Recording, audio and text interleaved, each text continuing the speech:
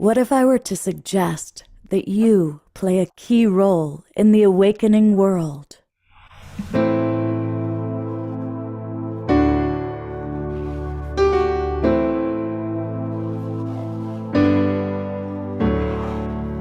And that you are watching this because you have heard the call.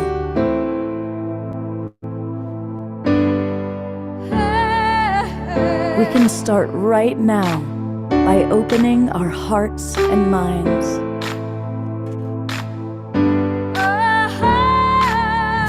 Welcome to the awakening world.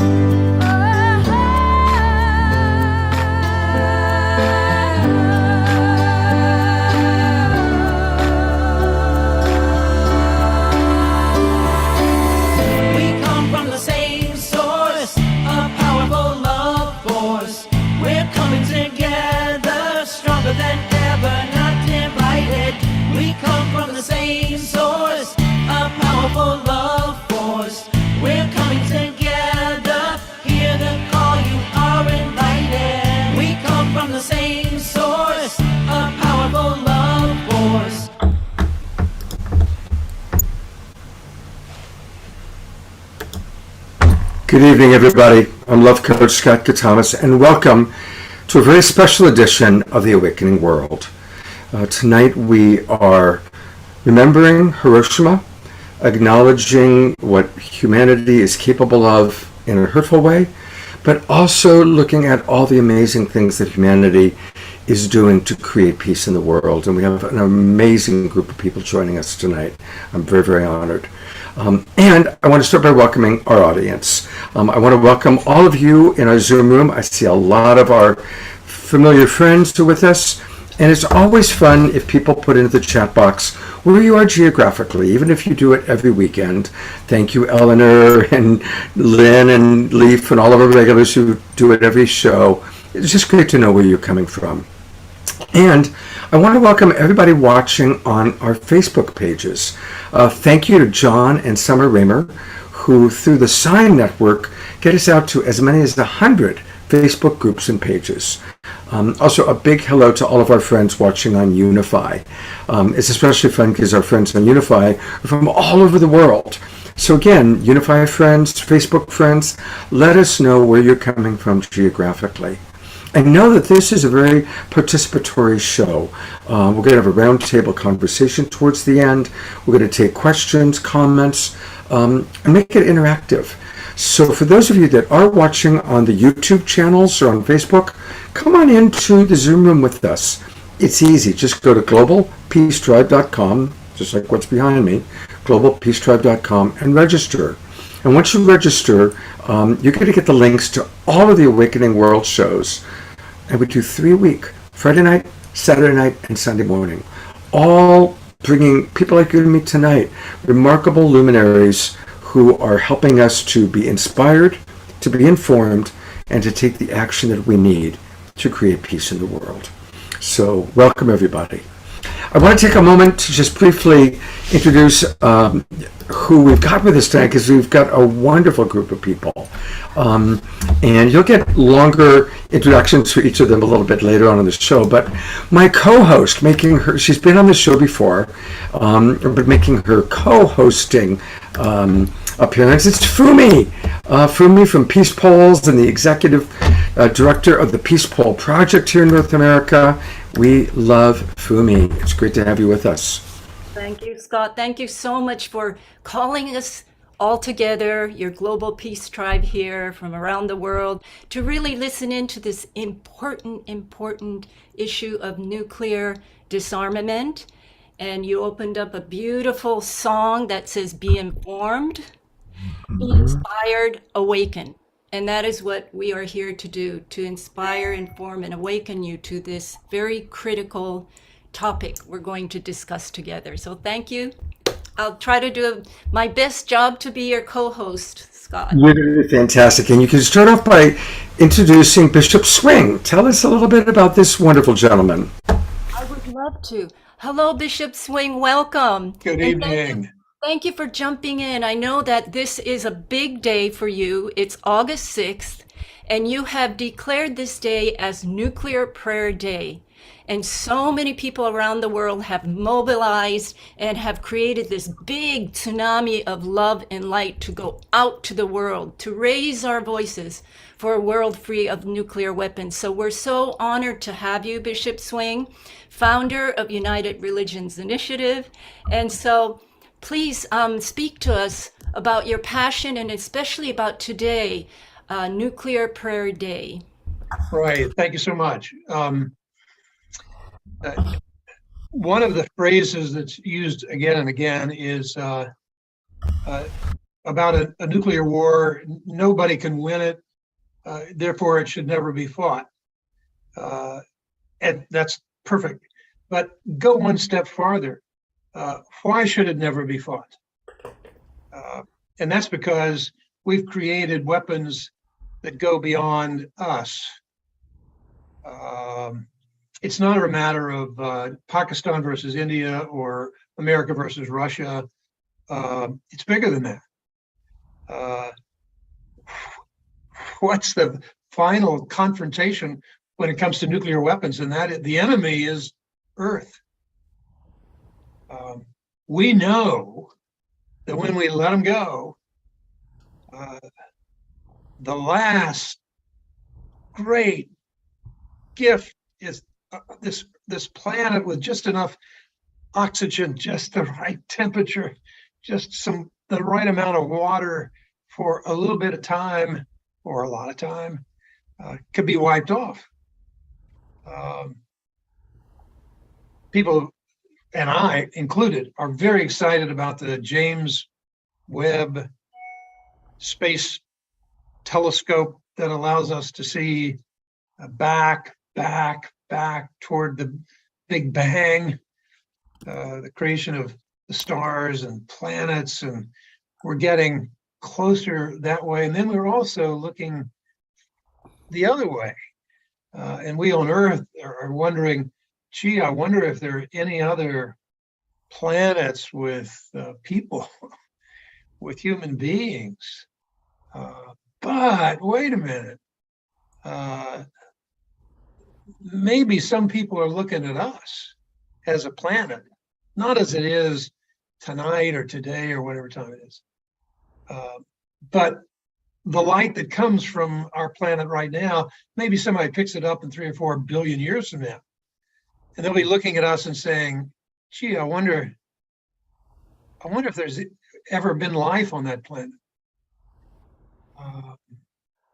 I wonder if there's any, can we see water? Did anybody ever live there?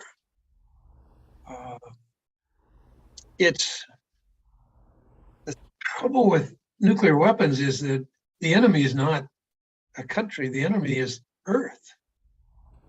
And everybody knows that when we blow them up, we blow everything up. We keep on modernize the weapons, make them bigger, we have more. It's not America and Russia, it's 9 countries and other countries waiting in the wings to jump on board. Where the catastrophe, it's beyond national security, it's beyond nations, it's beyond everything. It has to do with the end of the earth. It has to do with the beginning of the earth. And therefore, the final word is not the bomb. The final word is God, or the creator, or the source of life in the universe. It's not a matter of affronting or Russia. It's a matter of affronting the creator of the universe. It's a matter of the blasphemy of what we could do to the earth. We can do some really bad things and kind of wake up in the next morning and there's life. sun comes up. But with nuclear weapons, you don't wake up in the morning. Nothing wakes up. The sun doesn't come up. There's no there. So nuclear weapons drives us to prayer. It drives us into the big dimensions. It drives us into time and space and the creative force at the center of the universe. And we're toying around with these weapons. And I don't mean to belittle anybody right now who's in New York working on the non-proliferation treaty. Thank God for these people. They sit there and work at it. The formula is terrific. The way that people dodge the formula and the intent and the spirit is wily like a serpent. And therefore, we have to be people of prayer. And prayer means, that's just a big word that has to do with when you see your child just about run over by a car, something in you just wells up and you just go. Oh my God. That's what nuclear prayer is. Oh my God. Whatever is stirring in you, we're not going to solve the nuclear prayer, the nuclear bomb stuff unless we go deep into the heart where you say, oh my God, nuclear weapons. And therefore, it's a prayer. It's a cry. It's a birth pang. It's a death rattle. We call it a nuclear prayer. How do we get a nuclear prayer? We have a bunch of people who sit around every month trying to see what we could do about nuclear weapons. And we started praying together, and I wrote a prayer, and we started praying the prayer every week. Well, you're going to see in a minute, so I'm not going to tell you all about it. You'll figure it out. It does a better job than I do. Anyway, we're voices-uri.org. We're in business. We got a website. We're consistent. We're there. We're there all the time. Come see us, visit us. Let us educate you. Let us inspire you. Come on, join us. Give us money. Whatever you want. We're there for you, and we're there for the earth. We're there to pray. So I'll be quiet now and let you watch what we're talking about. All right. Thank you so much for being with us, Bishop Swing. Thank you so much. My privilege.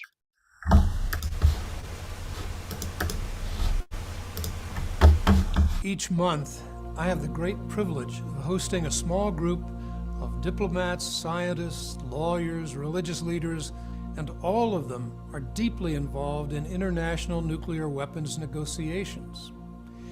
I'd like you to meet these people, and then I'd like you to hear the prayer that we say whenever we get together.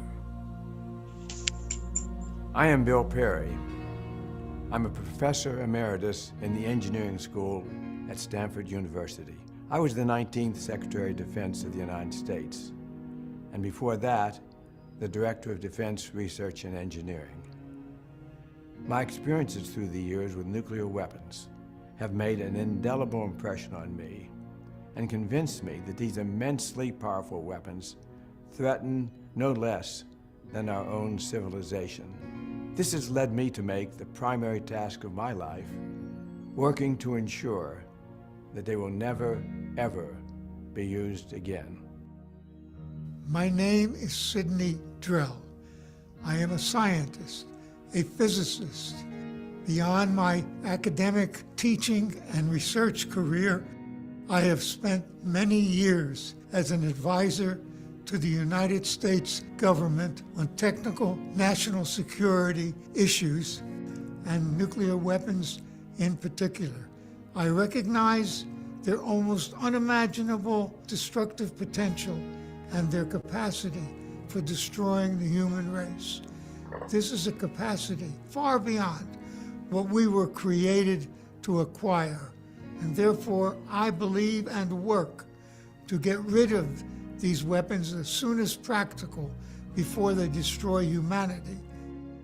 My name is George Shultz, former Secretary of State under President Ronald Reagan, and this is my own prayer.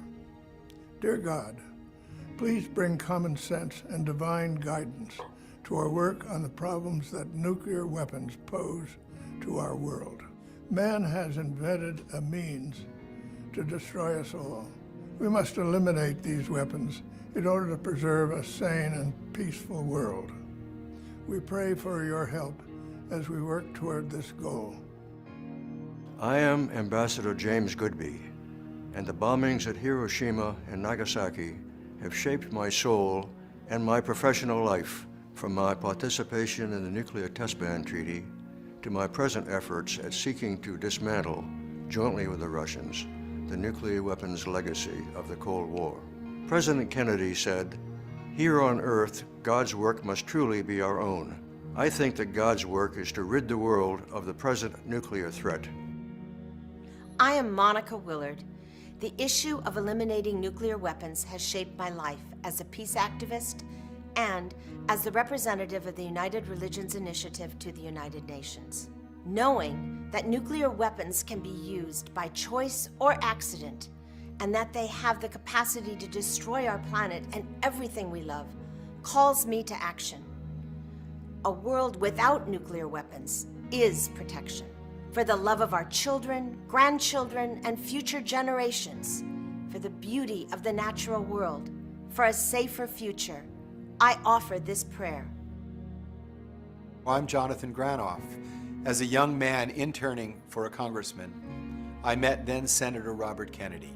He told us how close we came to destroying civilization during the Cuban Missile Crisis.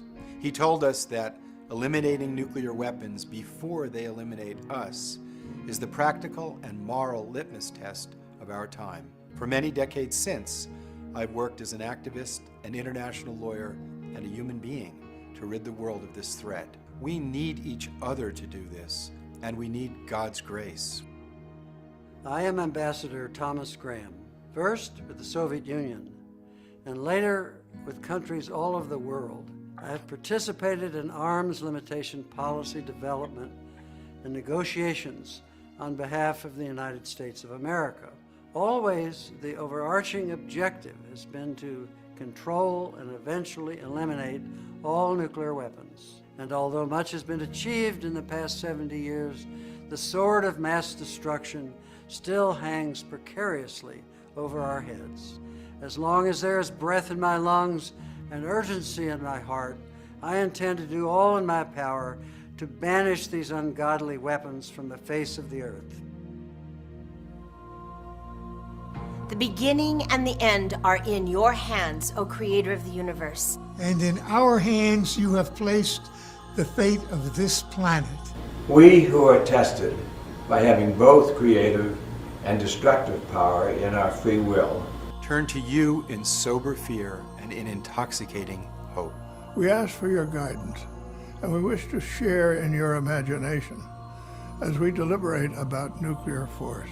Help us to lift the fog of atomic darkness that hovers so pervasively over our Earth, your Earth, so that soon all eyes may see life magnified by your pure light. Bless all of us who wait today for your presence and who dedicate ourselves to achieve your intended peace and rightful equilibrium on Earth. In the name of all that is holy and all that is hoped. Amen. Amen. Today, the doomsday clock stands at 3 minutes till midnight, the highest level ever recorded. Instead of global alarm and efforts at reduction, the opposite is happening. Nuclear nations are quietly gearing up to modernize and create new and more powerful nuclear weapons. Rogue nations are neglecting their citizens in favor of advancing their nuclear status. Rogue terrorist groups are frantically trying to obtain nuclear materials and weapons.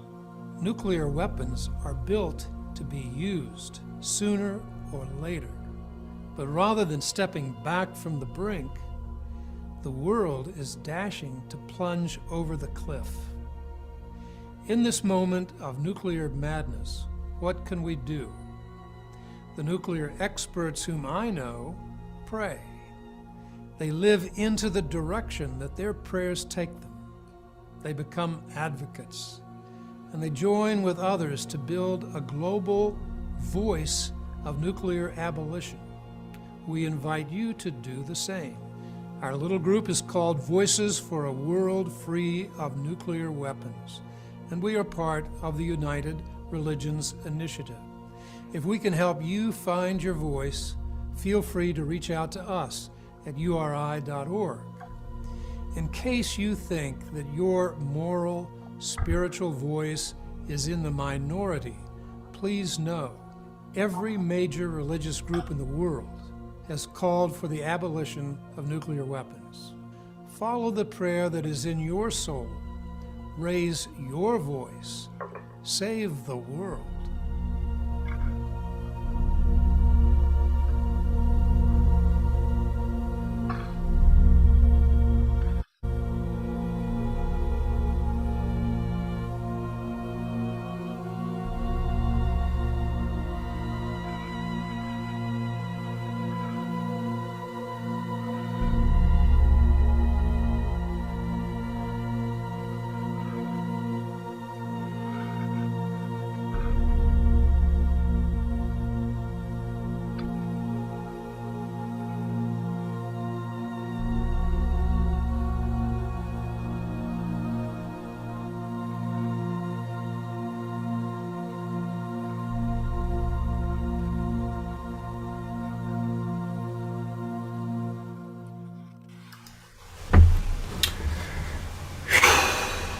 It's a very, very powerful video.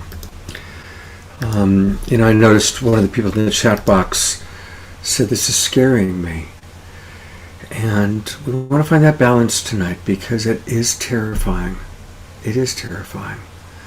And a little bit later, pretty soon, we're going to hear from people that were impacted, second, third generation from Hiroshima. But I think since we just saw this very powerful video, I want to actually ask Omashar to just play a little music to help us to kind of drop in and integrate what we just saw. And again, thank you very much, Bishop Swing, for being with us. And we're going to hear from Jonathan Granoff, who you saw in the video a little bit later on in the show. I'm really grateful that Jonathan's with us. Omashar, I'm going to turn it over to you, brother.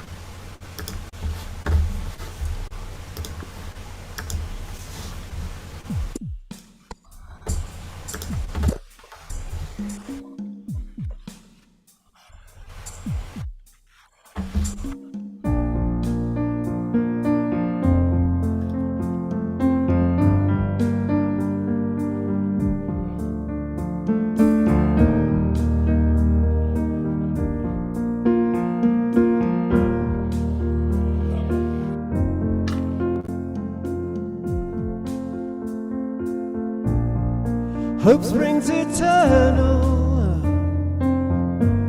in this heart of mine, learning surrender,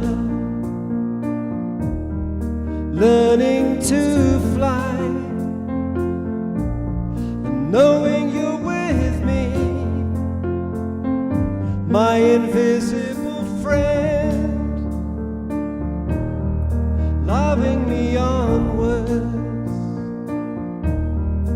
calling me out of myself. Here I go again, trusting in life. All of the tears I've cried, clearing the way.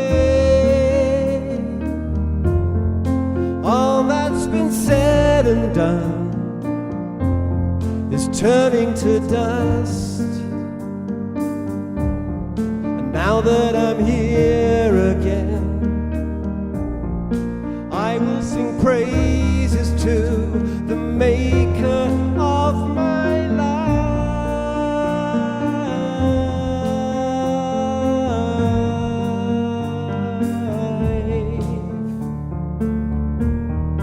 I will sing praises to the maker of my life.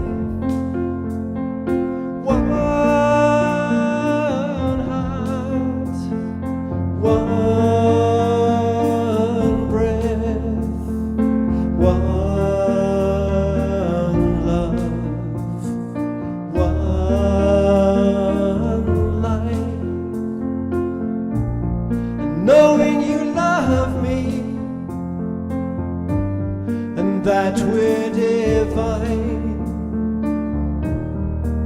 my heart is open, my heart is thine.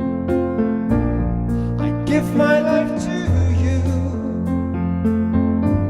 your hands in this world, open and flowing,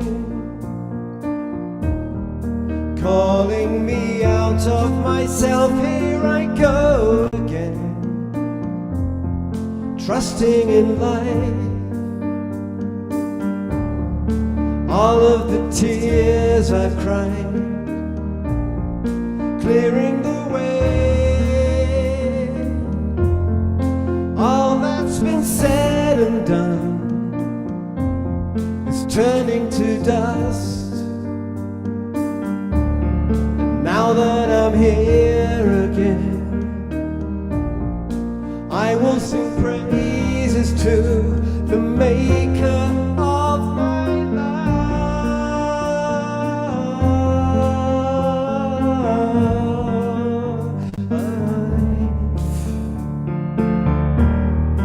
I will sing praises to the Maker of my life.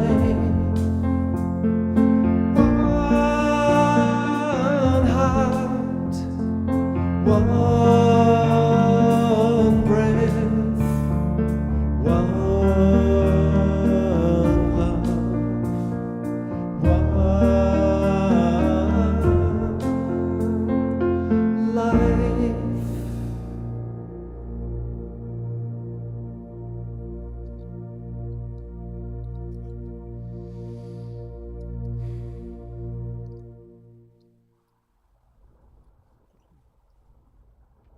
Thank you, beautiful, beloved brother Omushar.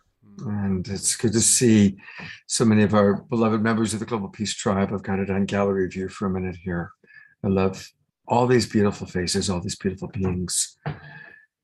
And we are going to, go back and forth tonight between looking at hard things and also feeling the inspiration from music from Omushar and several other musical artists that are with us tonight. Inspiration from the people that are making a difference in our world, like we just met Bishop Swing. And if you do want to know more about the wonderful work he's doing, obviously I think that video really impacted us. This is the website. I have put it in the chat box for our Zoom audience. It's voices-uri.org. voices-uri.org.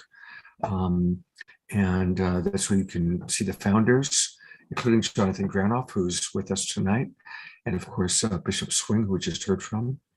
So a very powerful group of people making a difference, people who really have an understanding of what's going on in our world.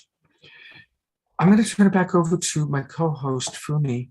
Fumi, I'd love for you to share a little bit about the wonderful work that you're doing, and then I know you're going to introduce a video to help us to remember Hiroshima.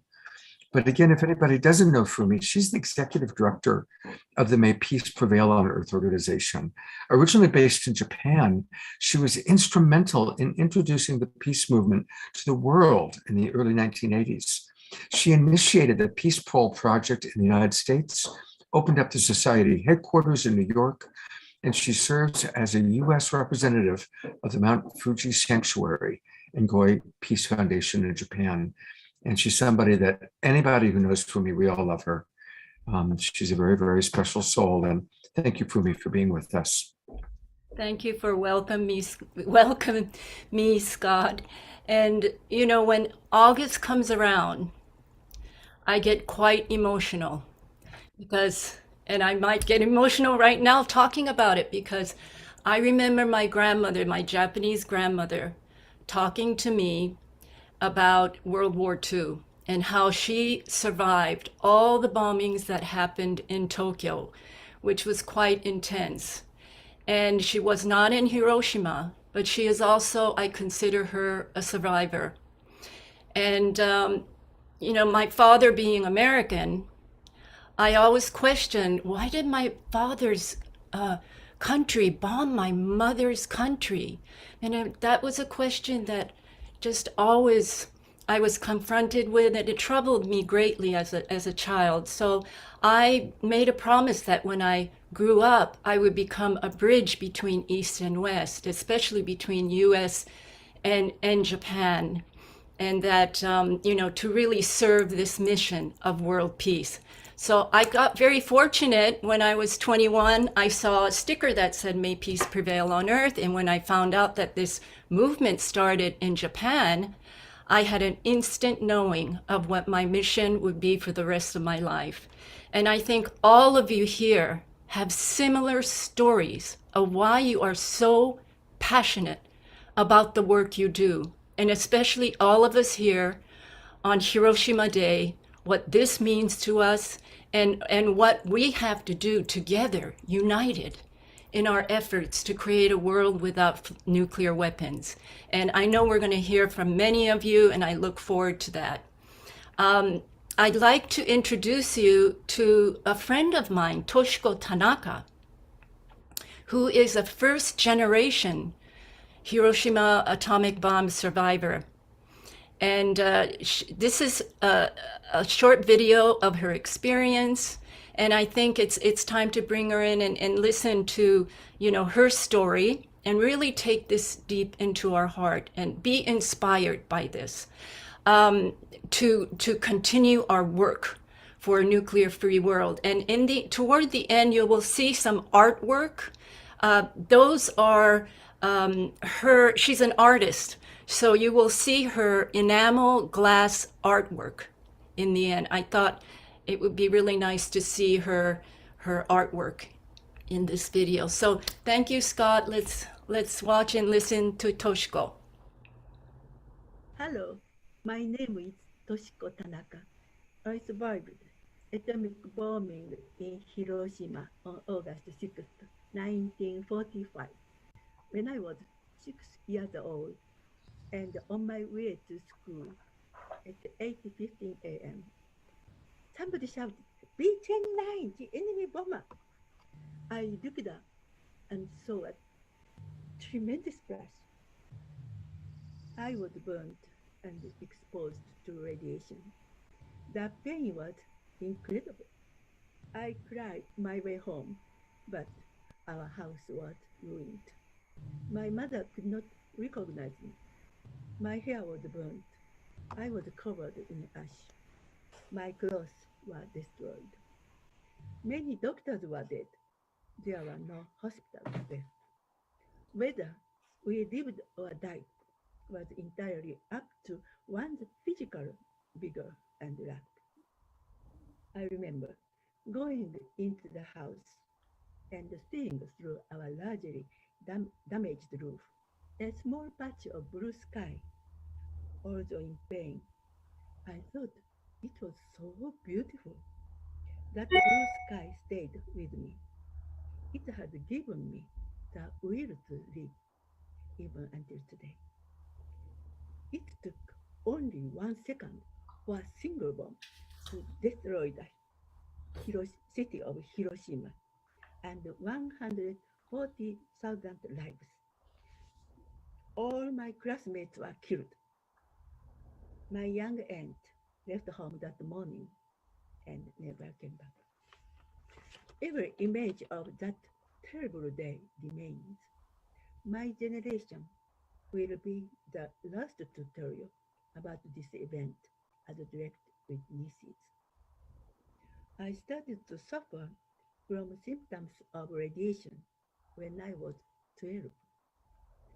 Nobody on this planet should suffer the same tragedy. So I have one request for people. Please make many friends throughout the world.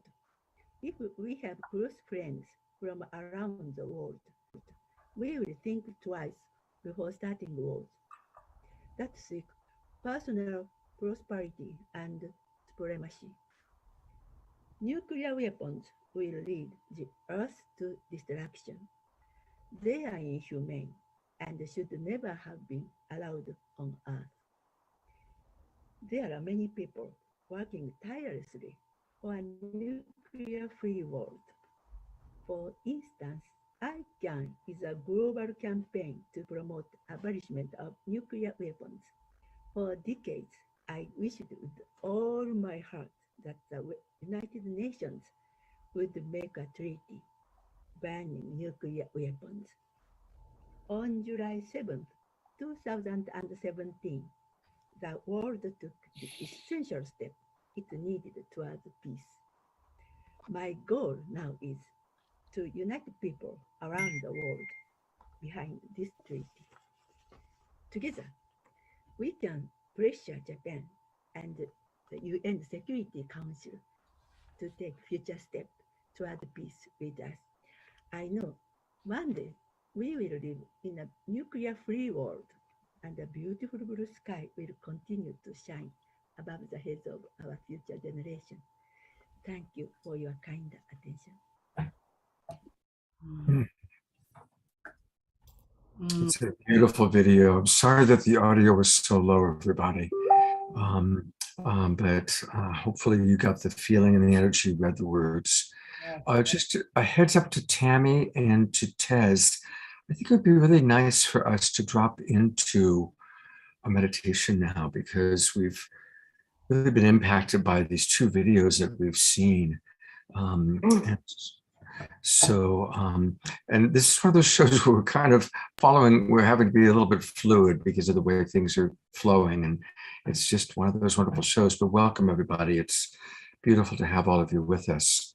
Fumi, would you like to introduce Tez? And then I'll have Tez introduce Tammy.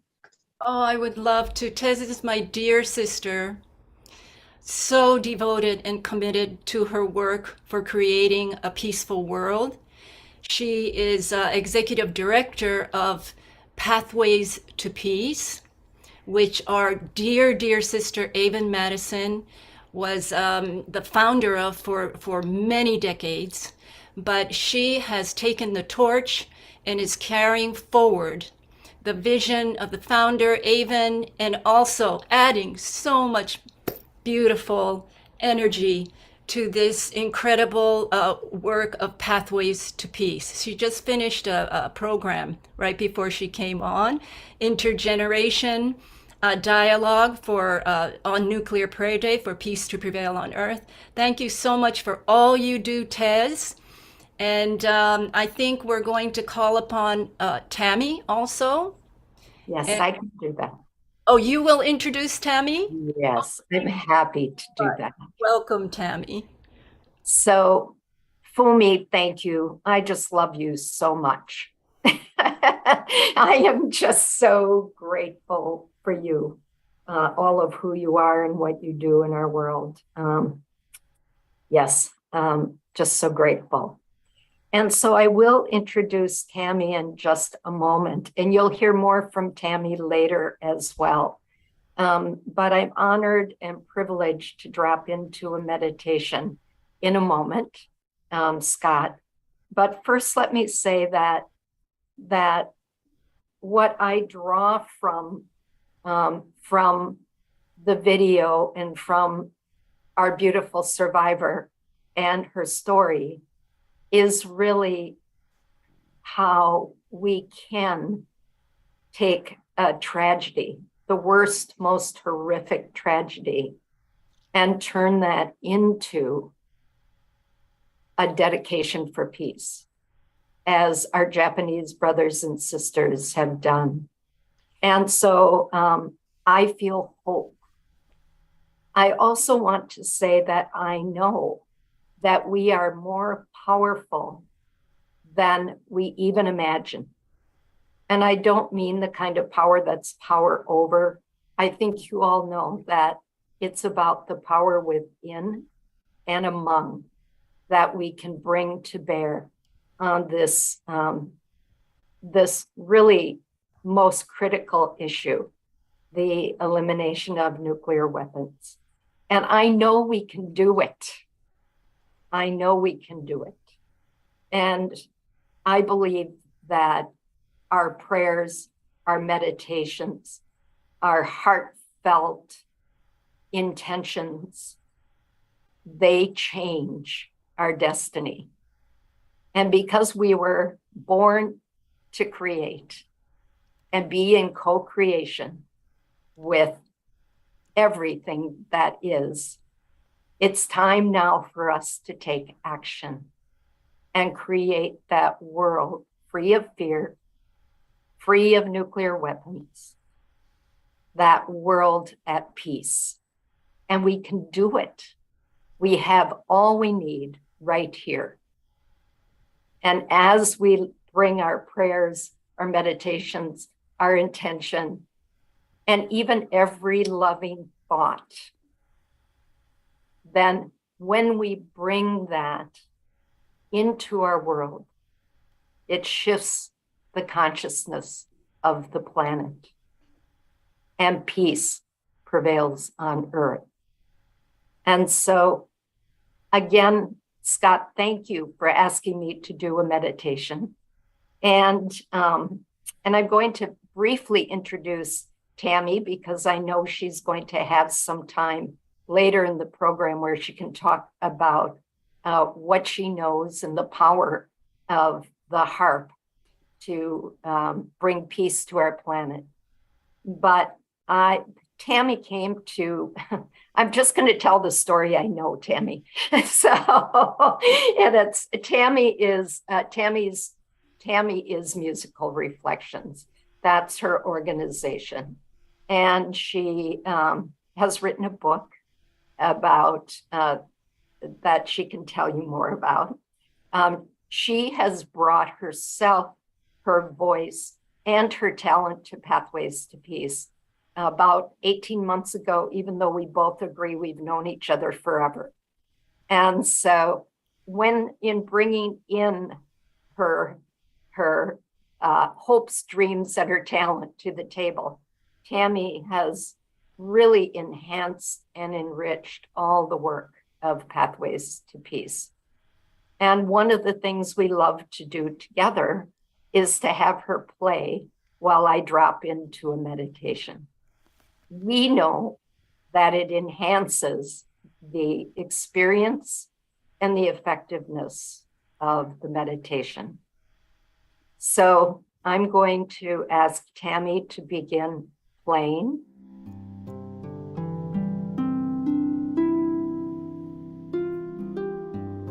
And I'm going to ask all of you to just imagine yourselves totally resting in the arms of the divine. Just allow your bodies to sink into that beautiful love, that beautiful nurturing, that place of healing from the myth of separation. Just allow yourselves to rest. We're going to breathe a little bit more slowly and a little more deeply. If it helps you to count, you can do 5 counts on the inhale and 5 counts on the exhale. And for just a little while in this sacred, holy space, we're going to breathe together. The one heart, the one breath.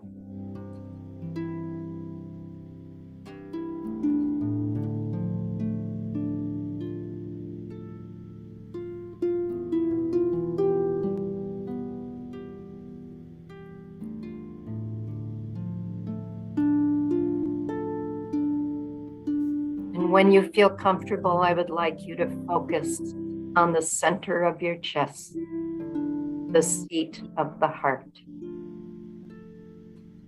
You can't do it wrong.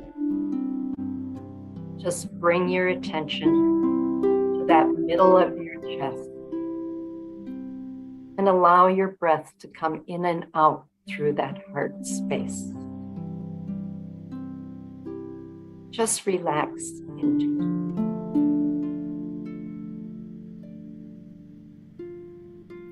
And with every breath, just feel your heart expanding. that love, that nurturance,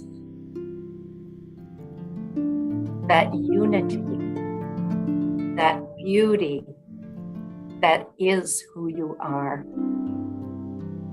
and resides in your heart. Just let it expand. Feel that love, that nurturance, that unity, one with all. Just feel that in every pore, in every cell, as your heart expands. Allow that beautiful heart energy to just fill you as it nurtures and loves you.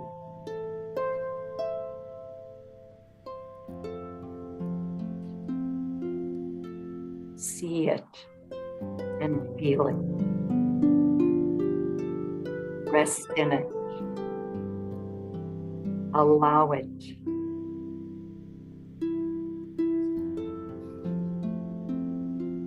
And now your whole body is filled with that beautiful heart energy. And now you feel it coming off of your fingertips, out of your crown chakra into the heavens, out of the bottoms of your feet, going deep into Mother Earth. You stand erect with outstretched arms, energy flowing in all directions, perfectly erect between heaven and earth. And see that energy coming off of your body, out of those fingertips, leaving your body, but staying there, just expanding beyond the body, going out into the world, our world,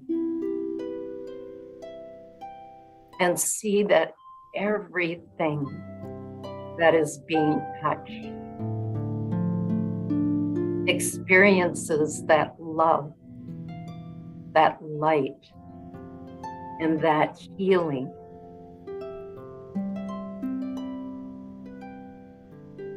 There is no sorrow, only peace, only love, only light, only unity.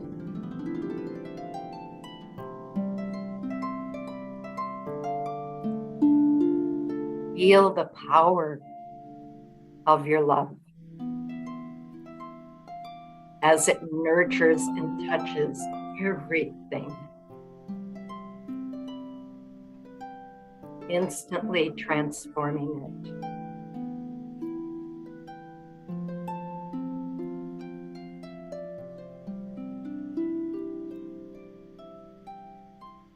And feel that interconnection, that knowing that we are one with all that is. Rest, rest in that knowing.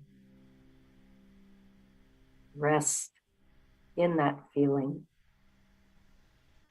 Know the power you have to create and transform.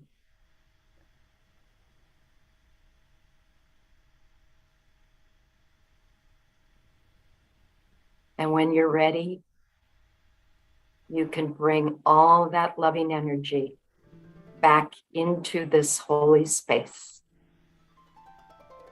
knowing you are loved, knowing you are supported, knowing you are protected beyond your wildest imagination,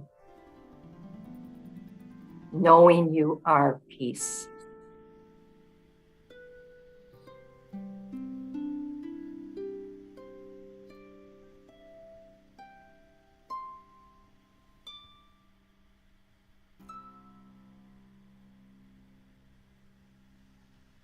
Thank you.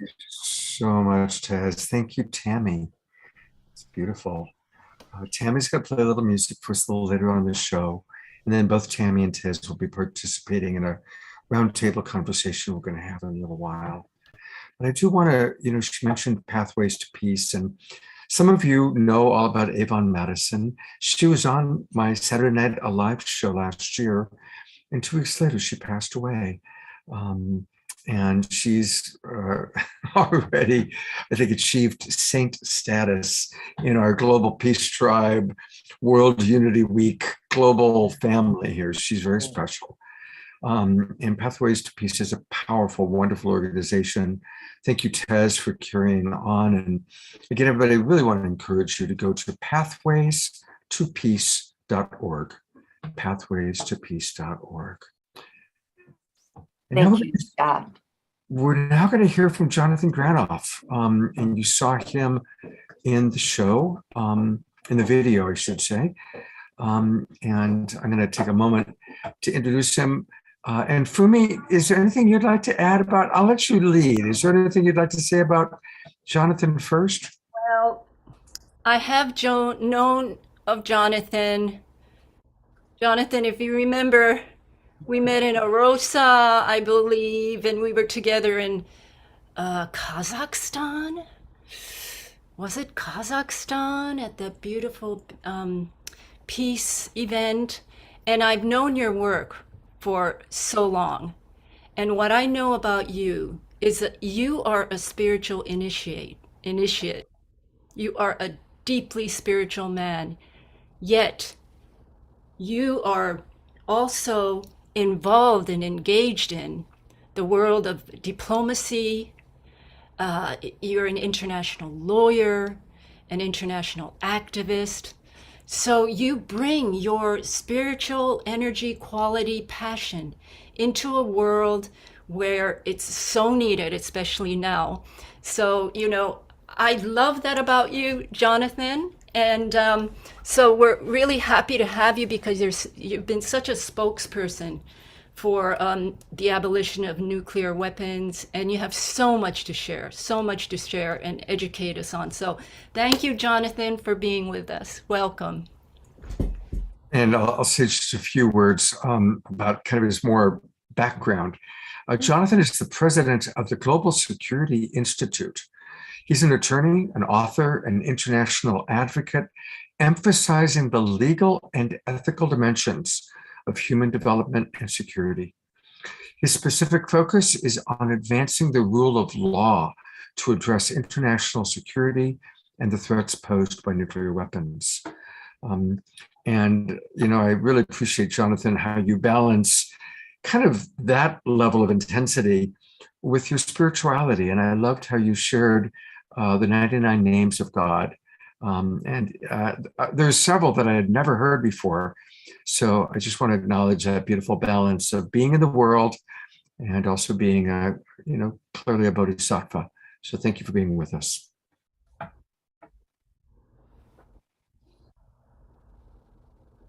This is a day of prayer.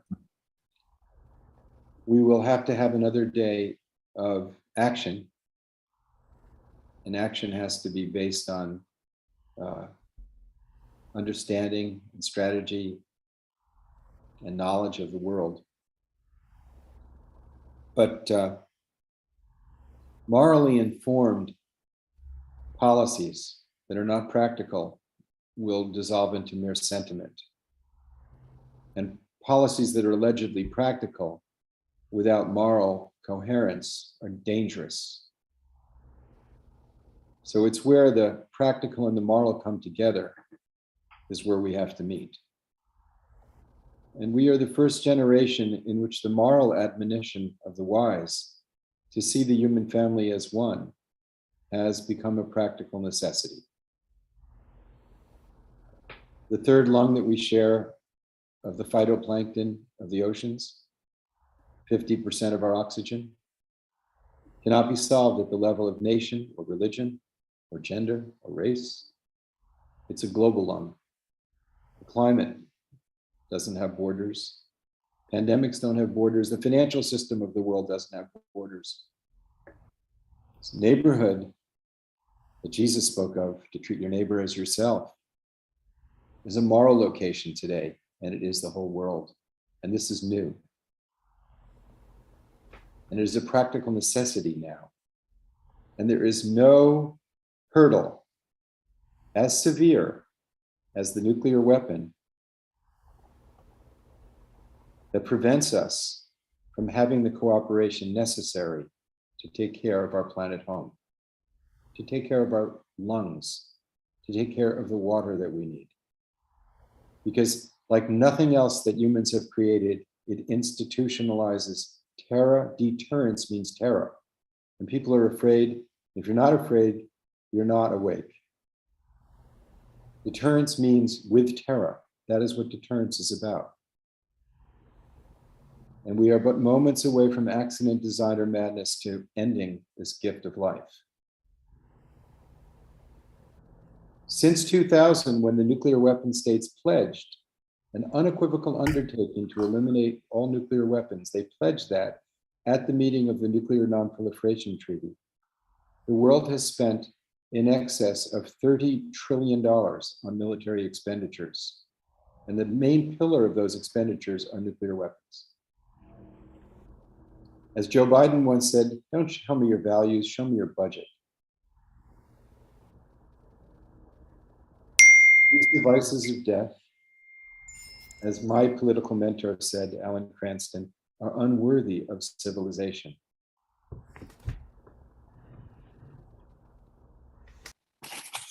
George Kennan, who was one of the most insightful of our leaders in foreign policy during the Cold War, said it clearer than anyone I've ever heard. And wasn't it interesting to see Secretary of State and a Secretary of Defense praying with us? The readiness to use nuclear weapons against other human beings, against people we don't know, whom we've never seen, whose guilt or innocence is not for us to establish, and in doing so, to place in jeopardy the natural structure upon which all civilization rests, as though the safety and perceived interest of our own generation were more important than everything that has taken place or could take place in civilization. This is nothing less than a presumption, a blasphemy, an indignity of monstrous dimensions offered to God. So as a very, very basic thing, and I'd love to have a meeting where we talk about the tools that we have to change this. But as a minimum, we should be asking every political leader, what are you doing to get rid of nuclear weapons? It's not a partisan issue. Richard Nixon brought us the Nuclear Non-Proliferation Treaty. Ronald Reagan was a nuclear abolitionist. But there's an enormous amount of money spent to keep this off of the public sphere. That's another discussion. But every one of us could be asking, because the president of the United States ran on a ticket of no first use, to pledge never to use them first. But we don't have that as a policy because he doesn't have the voices backing him up. He has our hearts. I know him, his heart is with us. This is a man of virtue, a man of compassion, but he doesn't have the wind in his sails because we've been in the closet. Everyone's come out of the closet and they have a right to come out of the closet. We have to come out of the closet. People who really believe in the power of love. We need to shine it. I'm going to end with a prayer, and my expertise is in treaties. I'm a neophyte in prayer. I've just seen a few grains of sand on the beach, but I want to share one of them. That Nagasaki and Hiroshima be the last use of a nuclear weapon. That nuclear weapons never be used. Oh, dear God, guide us to eliminate these devices, the apex of creative evil, and all devices of massive, indiscriminate death. Please guide us. Each of us came into this world responding to our mother's love. Each of us came here seeking family and love. Each of us became identified with nation gender, religion, and forgot we are one human family, and every person is as precious as we are. But still, in the stillness in our hearts remains a light of the soul, seeking, resonating, and longing for that love that brought us into this world. That love awakens and informs our universal humanity and awakens hearts without borders. Intelligence has given us insights into the wondrous secrets of matter, energy, space, and time. Fear, ignorance, arrogance, pride, hatred, and prejudice have led us to use these insights to create devices of incomprehensible power to inflict indescribable suffering. Please, dear Lord, creator of every life, every heartbeat, every blade of grass, every moment, every one of us, universes and galaxies beyond counting, and mysteries beyond imagination, O glorious source of love and life, forgive us for forgetting you and your infinite blessings. Friend within all friendship, love within all loves, life within all lives, witness of all and everything. Bless us with the wisdom that comes from compassion, such that we will skillfully eliminate these devices of death. Guide us to use the gift of intelligence to heal, sustain, harmonize, understand, glorify you, our humanity, and honor your creation. Guide us to end the suffering of poverty, to protect nature, to love one another, and remove ignorance from our hearts. Grant us hearts of gratitude and courage, such that we will not falter in bringing peace and beauty and unity into your human family. Help us eliminate these devices of horror and the motives from which we create them. Please guide us in beautiful ways of peace, such that our lives be witnesses to your goodness.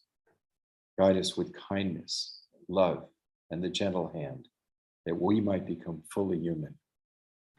All praises are yours. All praises are yours. Thank you. Thank you, Jonathan.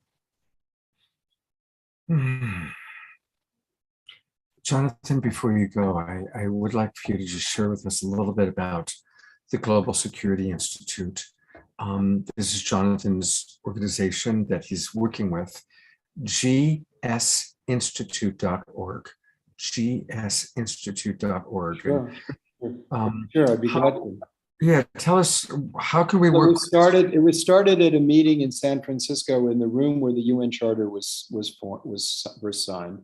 With myself, people that were at that meeting were General Lee Butler, who had been head of the targeting and readiness of the entire arsenal, and had an epiphany when he went to Russia and realized the humanity of Russians. Richard Butler, who at the time was head of the UN Special Commission Disarmament Saddam Hussein. George Bunn, one of the main drafters of the Nuclear Non-Proliferation Treaty. Mikhail Gorbachev, and Senator Alan Cranston.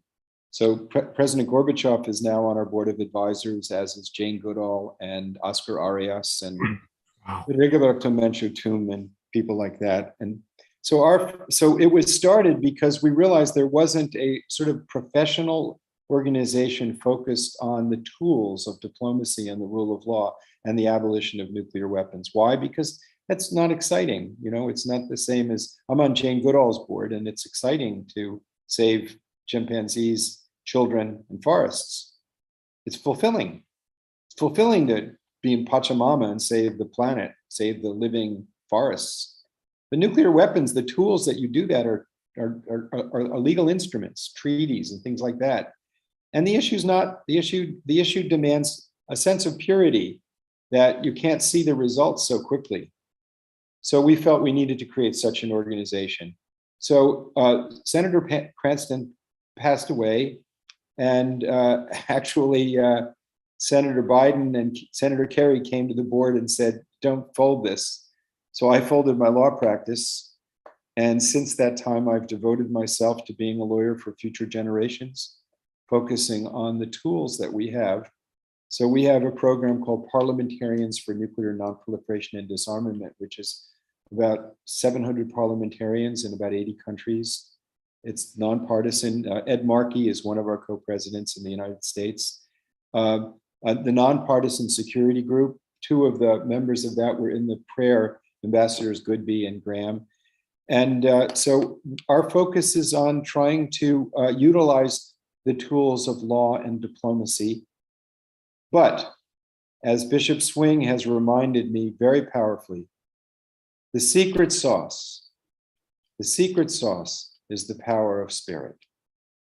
The secret sauce that's missing is people who are truly, truly inspired, have got to see this issue as key and understand this is the hurdle because the institutionalization of fear and adversity creates a cycle of militarization, which reinforces the cycle of fear.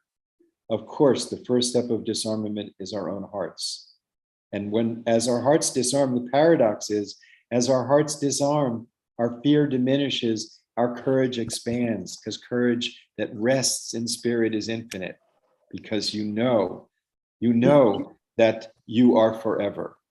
So this is a new phenomena because this is a new time. But the tools of law and diplomacy are the tools through which nations speak.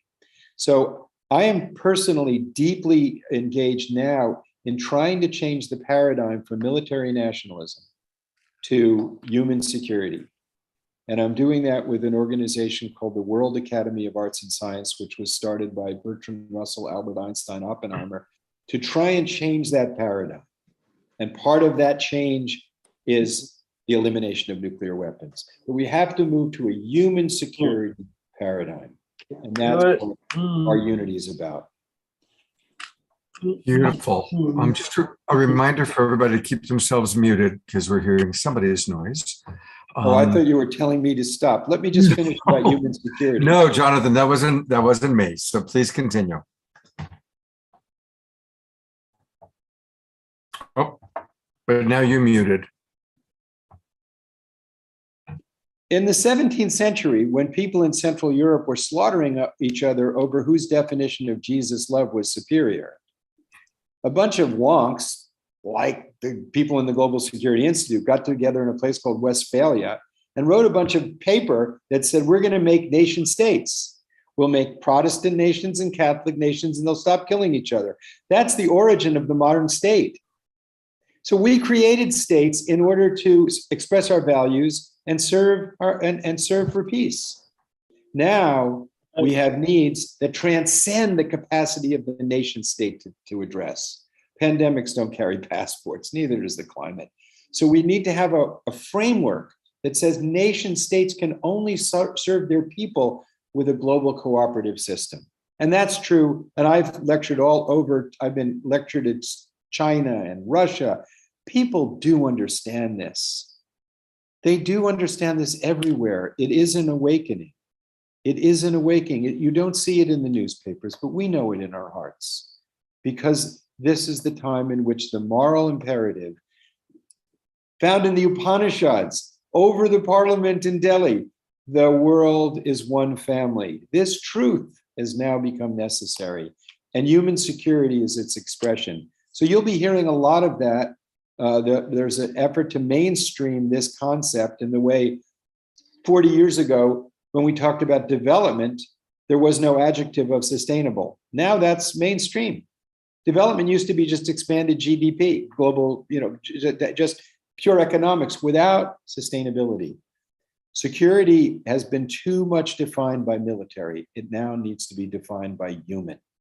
And that's our work, to bring our humanity into action. So the tools of law and diplomacy and the energy of pure love, nothing can stop that. Jonathan, thank you so much. It's really an honor to have you with us. And I hope you get a chance to read all the comments coming in the chat box, because you've inspired a lot of people. I'm going to try. I gave a speech yesterday in the General Assembly Hall of the UN. And I I'm will not try. doing it like that. I'm being careful. People, please mute yourselves. Actually, I'll try and post it. there. I'll try and post it because I did my best to bring this message into a hall where the meeting of 191 nations. And there's a need there needs to be more people doing this. I mean, there's a lot of people. Look, there's 115 nations in nuclear weapons-free zones. There's a treaty to ban nuclear weapons. There's the International Court of Justice has unanimously ruled there's a duty to negotiate elimination. The law is on our side. And as you could see, there's plenty of gravitas on our side. What is missing is the wind in the sails of our political leadership. We have got to get this message to the people. And we are the people we've been waiting for. We are the people whose hearts and consciences say, we don't judge a lot of things. And we're not judging people. We know that people have these weapons because they want to bring peace to the world. That's the irony of the whole thing. There's not bad people. They're just mistaken. Just like people were mistaken in the 17th century when they fought to the death over whose definition of Jesus' love was better. And we all know that the characteristic of that love turns all of them into just us. And that's the justice of just us. Jonathan, you're right on, and I know that our people are really enjoying what you have to say. And again, one more time, I want to encourage people to please go to this beautiful website. And if you go to the home page again, it's there's Parliamentarians for Nuclear Non-Proliferation and Disarmament. And I've put into the chat box a little bit about Jonathan and his websites. And again, it's also the Global Security Institute. So it's gsinstitute.org, gsinstitute.org. And that's where you can learn all about it. And, let's donate, let's put in our money, let's put in our support. There's a lot of different programs that we can join. This is important. At the very least, please at least subscribe. But let's all maybe take an action. Subscribing is a good first action to take. I'm doing that right now, obviously. Thank you. But let's also donate, everybody. Jonathan, you're doing really, really incredibly important work. And again, I'm honored to have you on our show, and thank you. Anytime, it's my honor to be with people who have hearts without borders is as healing as any other medicine that exists. Thank you. Thank you. Well, I think, Jonathan, we're going to go to a little poetry. There's a wonderful woman who's kind of new to our Global Peace Tribe. And her name is A. Marie B. Thomas Brown. And so we're going to, she's been creating poetry for kind of specific shows. She did one for 99 Days of Unity, World Unity Week, and she's with us again. Welcome. It's good to have you back with us. Thank you so much. Thank you, Scott. Good to be here. And again, many of our regulars know her, but for anybody who doesn't, A. Marie B. Thomas Brown is the author of Reformation of a Nation, the United States of Remembrance, and she facilitates 12-month self-studies in conjunction with this book that she's written. She's a spoken word artist. She hosts an international virtual open microphone called Poetically Speaking, Many Voices, One Breath. She's a certified Reiki master. She does sound healing, chakra clearing, numerology, a certified doula, a breath advocate, and we are blessed to have you with us tonight. Thank you so much. On this Nuclear Prayer Day, may the nucleus of our prayer be peace. As we breathe, like second nature, may we carve the core center where plutonium once embodied pandemonium, once singed trees whose saplings now sing a song of continuum beyond detonation. We are peoples of one nation, with opportunities to move beyond planned annihilation and informed consent, beyond the Manhattan Project, the thin man and little boy over 130,000 people in its employ, and just as many lives lost, man, woman, boy, and girl, mushroomed into a world history, casualties, apostasy, opportunities. Now we breathe. Now we remember as the pain simmers, we stir the joy embers, embracing the sorrow, sadness, and grief to imbue global clarity. As passion burns deep on bended knee with joined hands we stand, one heart, one nation, one core being peace. Love ushering us into release as we crest on the dawn of a new day.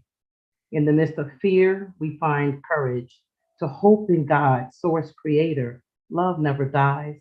As we co-create in remembrance that moves us to compassion, conscious action, our source essence, magnifying the highest call of humanity to remembrance. Deep calls to deep.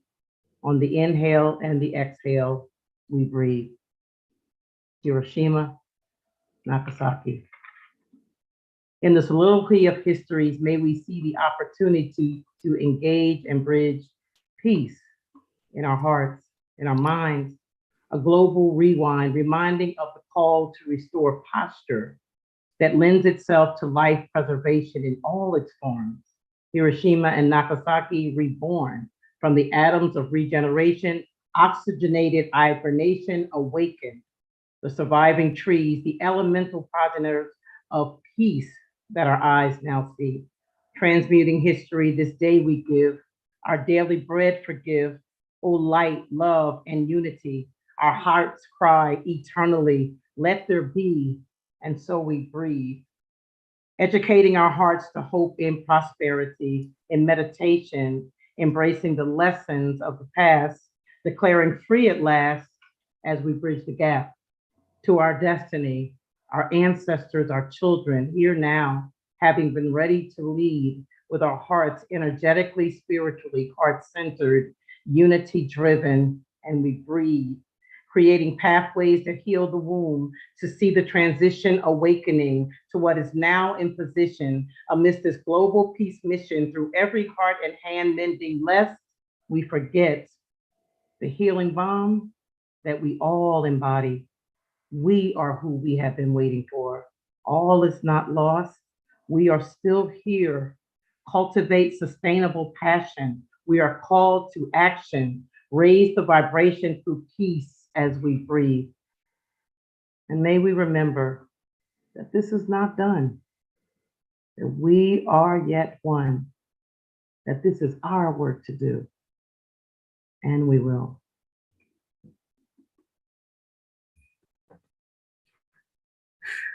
I'm going to go to gallery view and let's just all give a little twinkle and appreciation to this wonderful woman who has been blessing us with her poetry. And I put her information and how you can reach her on Facebook. A. Marie B. Thomas Brown. Thank you so much. I'm going to go to Fumi, and she's got something really special that's she's going to introduce. Thank you, Scott.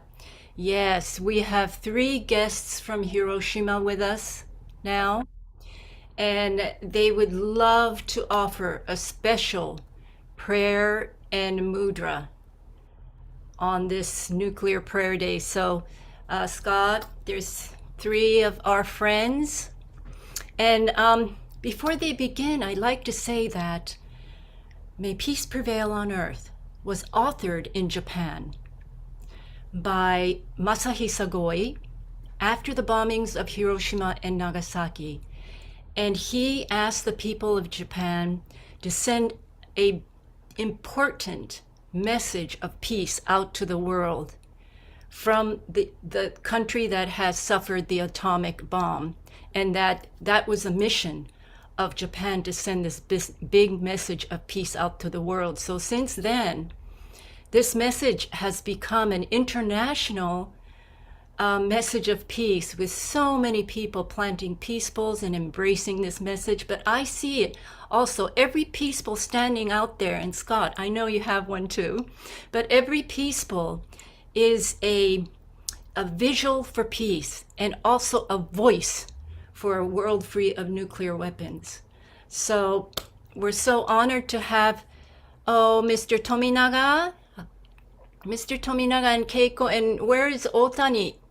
Miharu-san, is she here? She was here a few minutes ago, but now she's not in the room anymore. So she must have dropped off. Yeah, I've taken a look. She was there a few moments ago, but then she's disappeared. So we've got your two friends here. All of us here, this is the Hiroshima team. They're May Peace Prevail on Earth members in Hiroshima.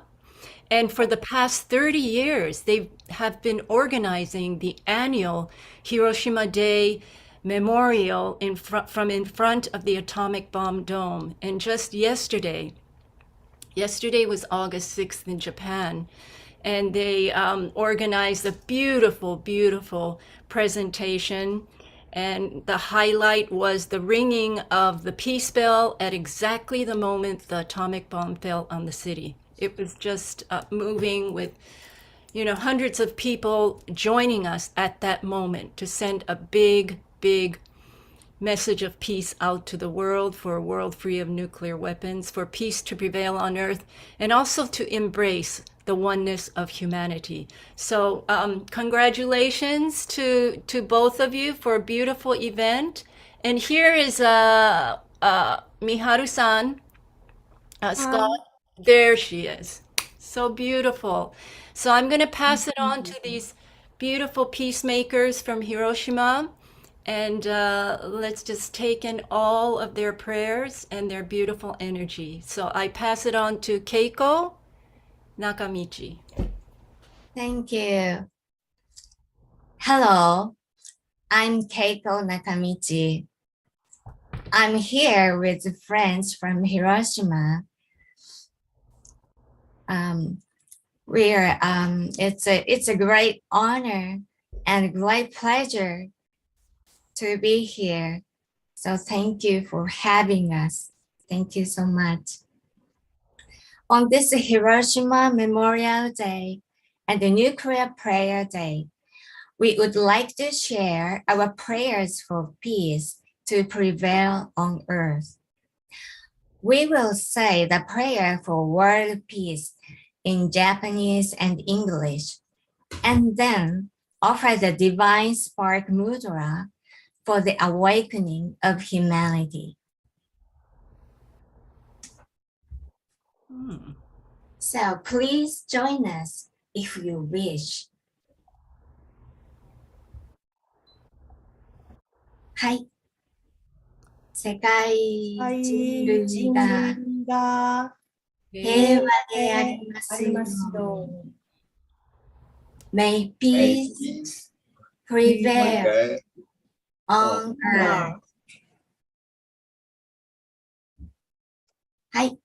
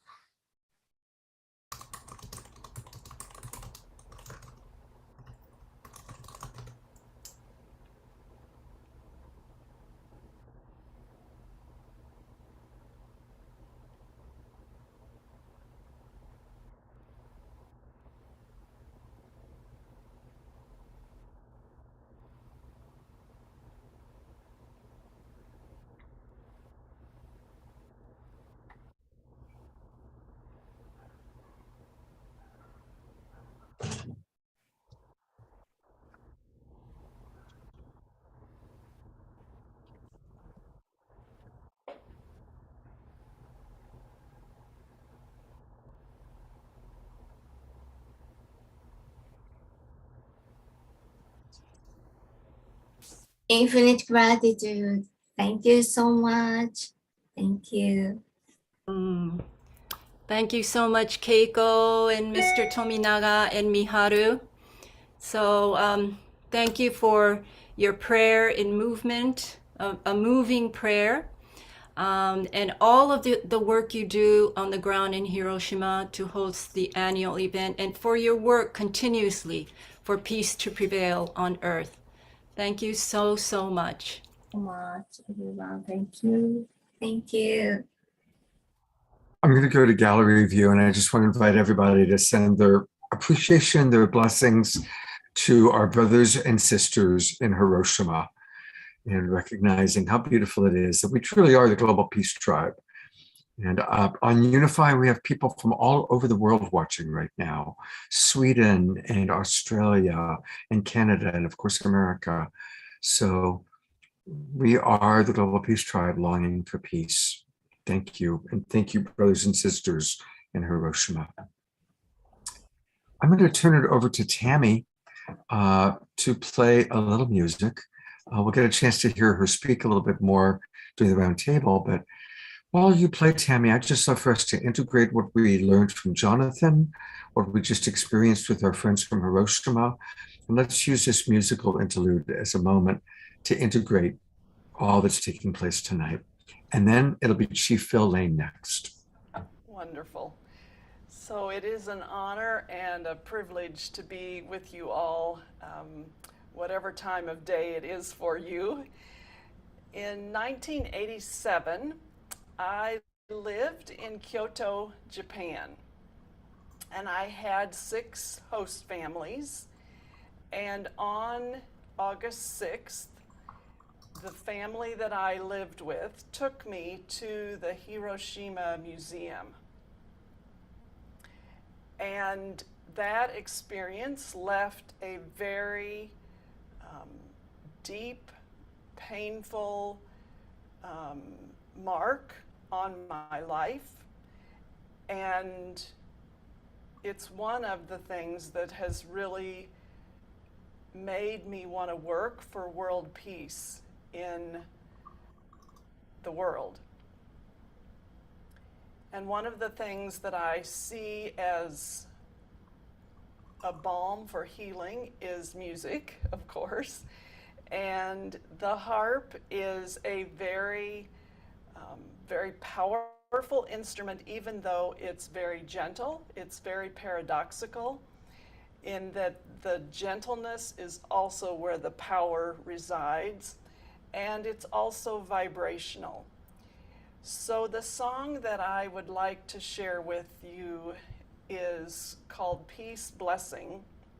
And I know when Scott did the introduction in the very beginning, he talked about how we're going to be bridging from the pain and the sorrow of Hiroshima and Nagasaki and moving into some hope.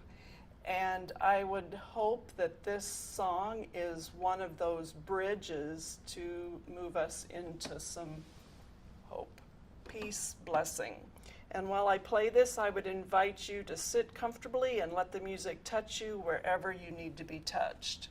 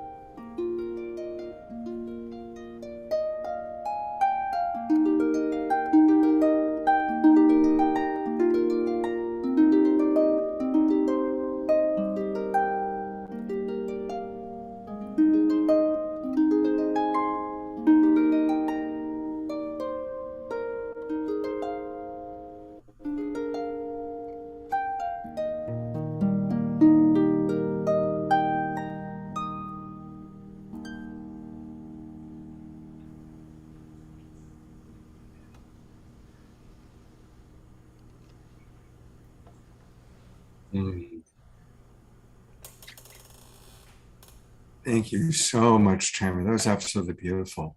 Absolutely beautiful. Thank you.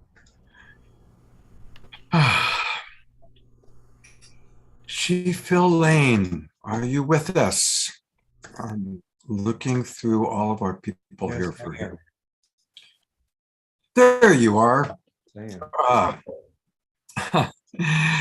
Oh, Phil, what do you think of what have you heard that's touched your heart tonight?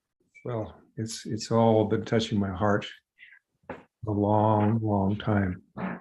From the time I was a young boy, my father told me not only what happened on August 6th and August 9th, 1945, but the context of this incredible devastation of so many children, women, and elders. Very few military targets hit. So I'd like, if I may, to give some context to what happened on August 6th and August 9th, 1945. Yes, please do. Yes. Well, 1942, the first bombings took place on Tokyo by the Doodle raid, 16 B-29s. And of course, at that time, we were engaged as well in Germany. But of course, Germany surrendered on May 8th, 1945. But right before that, on March 10th, 1945, the US sent 279 B-29 Super Fortress bombers that dropped 2,000 tons of incendiary bombs on Tokyo, covering 16 square miles on what they call paper cities. It's the most massive firestorm ever in history. During that time, and not only then, but then up to 100 cities of Japan had been firebombed, cities as small as 60,000 people, killing estimates minimum 333,000, up to 900,000 relatives, leaving homeless 1 million Japanese. I mean, we're talking about, in fact, they said when these 279 B-29s dropped these 2,000 tons of incendiary bombs on Tokyo over 16 square miles at 500 feet. That's how defenseless our Japanese relatives were. 500 feet. They said that the red mist coming up and the stench of burning bodies was so intense, they had to put on their oxygen mask for not vomiting. So this began March 8th, 1945. And after that, of course, where they then up to 100 cities were firebombed. In quote unquote, they called them paper cities. Now, this is the same thing, by the way, that happened in Hamburg, Germany, where they firebombed all these relatives. So, you know, the idea that somehow August 6th and August 9th were somehow the determining point is not the reality of it. There had already been hundreds of thousands of Japanese burned alive before those bombs were ever dropped. Way more in those two times. And I remember my father, still a little boy, he said, son, every time he hear about it, he says, you know, son, we didn't have to do that. We didn't have to do that. They were already devastated. Now, you know, I understand some relatives had their fathers who told me when I put this up on the internet, on my Facebook, had their fathers in the Philippines, and they were still fighting there. But really, they had already completely devastated Japan, completely devastated. So 129 to 225,000 people killed in Hiroshima and Nagasaki were really small compared to what had already been done, and the devastation across Japan. And, I want to say that to Tanaka, Toshko, and to all our relatives, on behalf of my father, I want to give my heartfelt apologies for what's been done. Heartfelt apologies to each and every one of you. And I want to say this too, to my sister Fumi, I know what it's like to I have both Dakota and Chickasaw background, but I also have French, Irish, and English background as well. So I know what it's like to stand in the middle of this conflict. I know what it's like. And Mitakiapi, what really touches me, and that all of us have to look at, is the fact that out of all this that happened, these relatives of our human family, they stood up for peace. They carried peace on earth, made peace prevail, despite what happened. And I'll tell you this too, what they did here, the same kind of consciousness did right here where I stand on Turtle Island was no different. And what really makes me sick and hurt is the fact that right now, let alone every other place that this has happened, 400,000 children in Yemen are on the verge of starving to death. A policy supported by both Democrat and Republican governments, where all the food has been stopped coming into Yemen. And their little children, it was just a CNN I watched seeing this. Can you imagine 400,000 children? Yes, we are, I believe, in a place, if we don't wake up, we're going to see it again. Not only are we sitting on this conflict that's deepening in the Ukraine and Russia, not only there, but as well with Iran, China over Taiwan, and of course, North Korea, which is more likely going to have another nuclear test coming up and getting ready. So Mitaki Epi,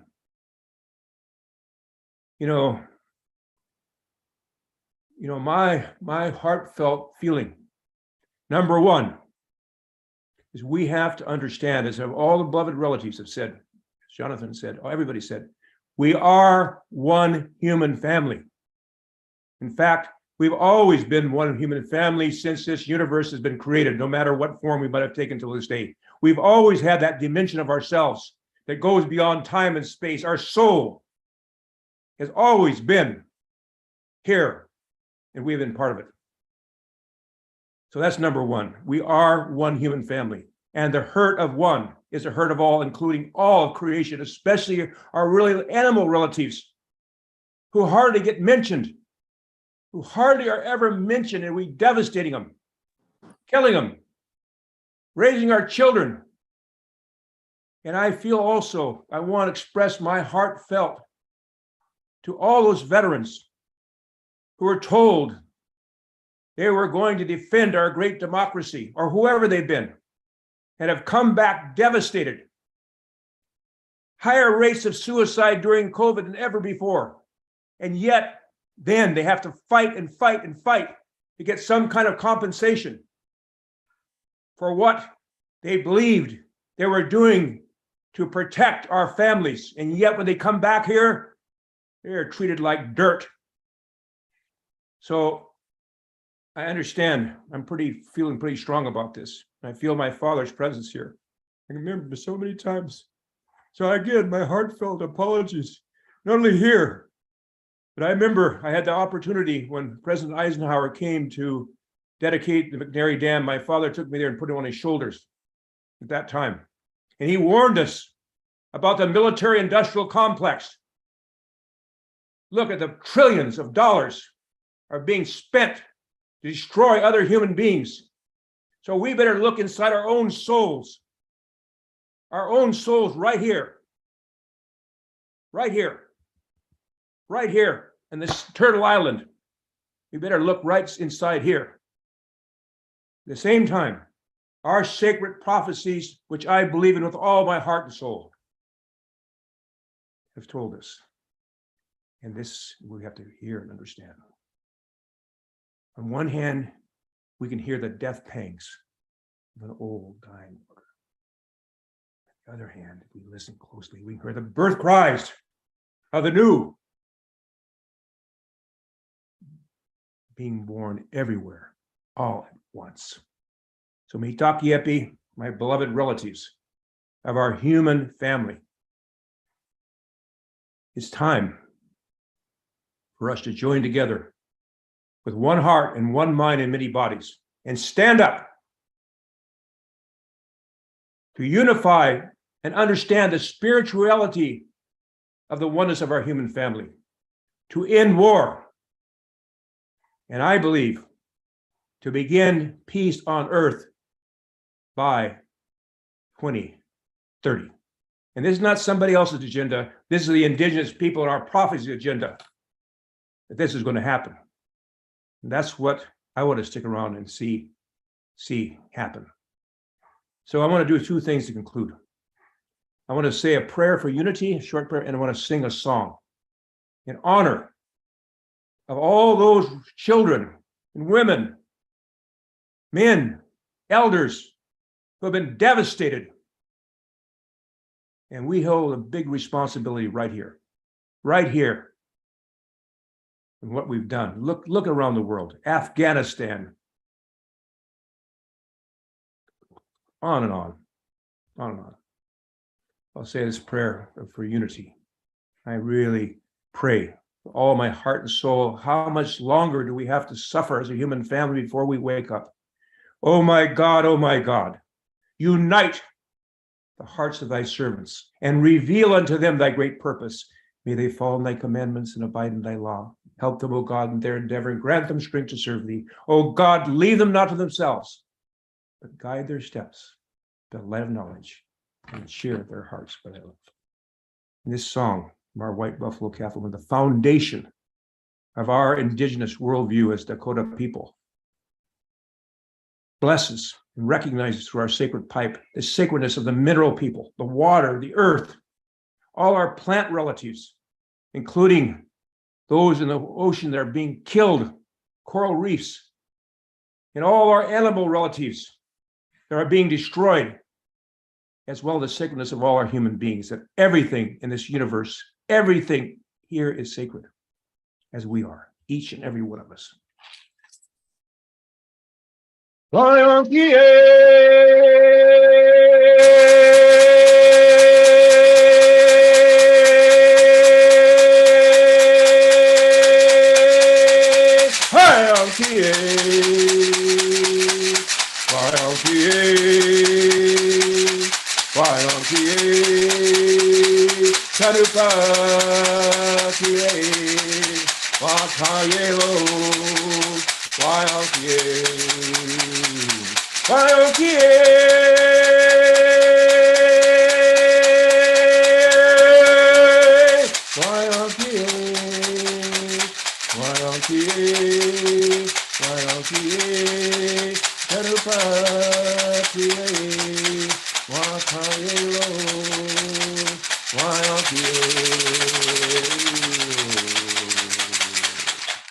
want to close as our way at our Dakota people.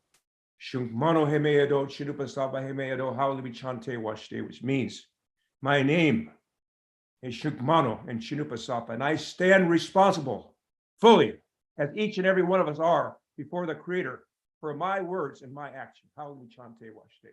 And I thank you so much, my dear sister Fumi, for what you've done. Brother Scott, Brother John, both Johns who are here, all of you, for this is the time. We are the ones we've been waiting for. This is the time for us to arise as never before, as prophesied, with one heart and one mind and many bodies.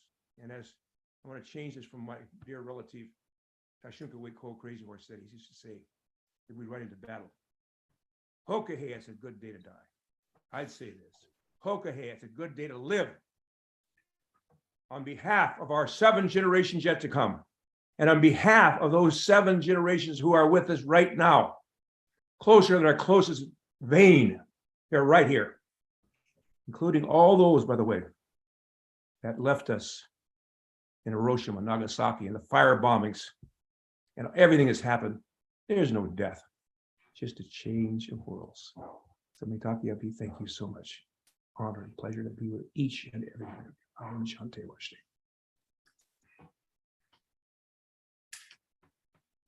Brother Phil, you move us so beautifully. We love you so much. I do want to remind people about a couple things. Brother Phil has a beautiful organization. It's the 4 Worlds Global Impact Fund. And he has been working tirelessly to raise resources to design, develop, and implement the foundation and initiatives that empower the global emergence of indigenous peoples and the dawning of a new global civilization, founded on the principle of justice and oneness of our human family and all life. And so please, please support him. That is the sdgimpactfund.org.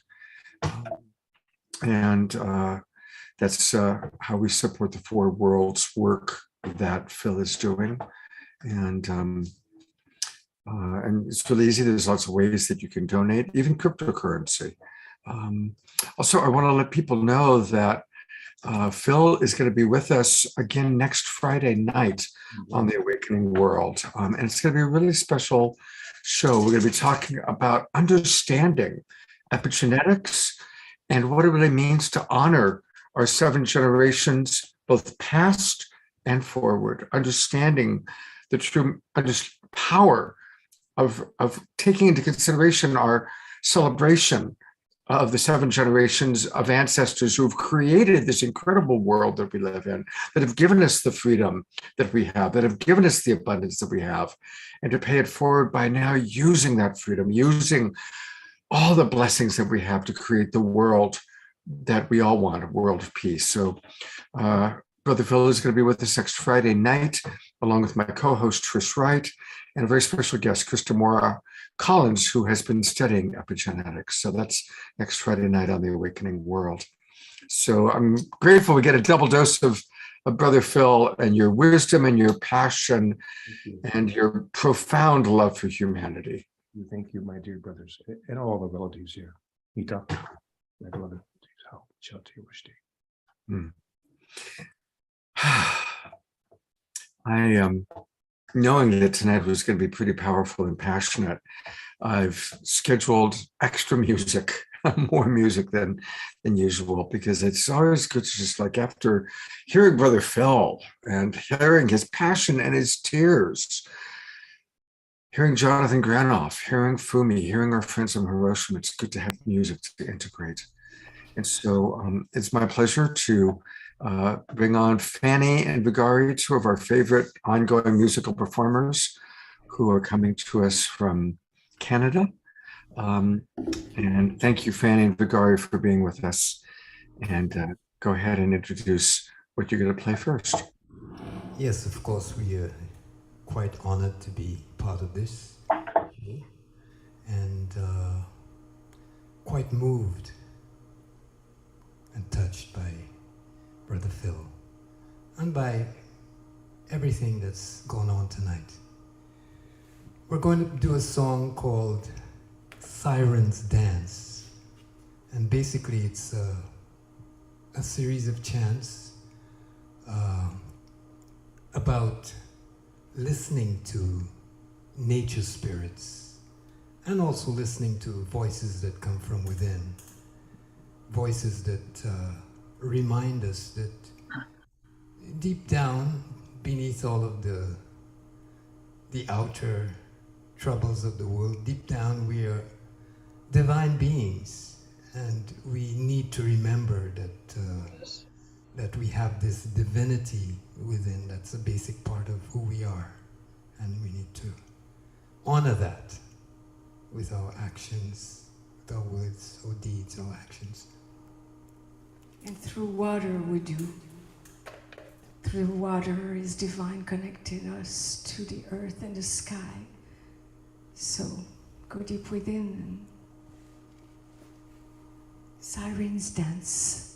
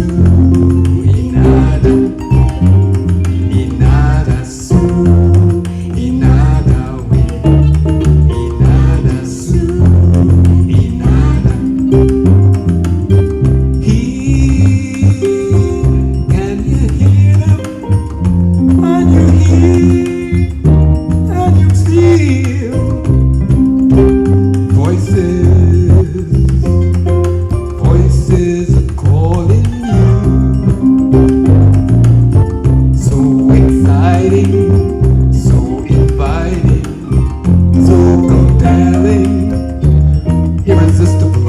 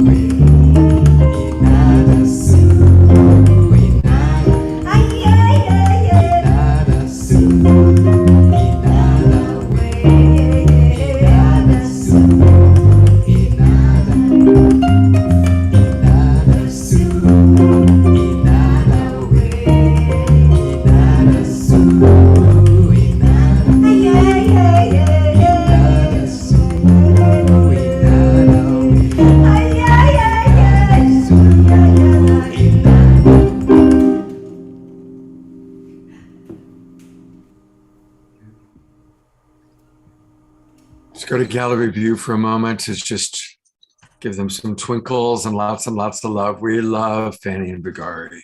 We love them. And they're going to close us out tonight. Our final experience is going to be a final song from Fanny and Vigari. And, you know, let's support our musical artists. And a wonderful way to support Fanny and Vigari is to buy their music. And they have several albums now that are on Bandcamp. I put the link into the chat box. And they are known on Bandcamp as the Mystiques 1111. And they've got now Sirens Dance, along with Awaken, Star Child, Magic in the Air. So let's always support our musical artists. I've bought their music and I love it. It's wonderful to be able to play. So you don't have to wait until Saturday night to hear them play. You can actually own it and have it on your computer or your device. Thank you both so much. And we will see you in a little while. Thank you. Thank you. I'm going to turn it over to Fumi to introduce a new guest, new to the Awakening world, Barbara Newsome. Yes, I'd like to welcome Barbara. And you know, when I first met with Barbara, she talked to me and shared with me the story of her father. And this is why she is so devoted to the abolition of nuclear weapons. Her father spent 1 year in Nagasaki right after the bomb fell on that city.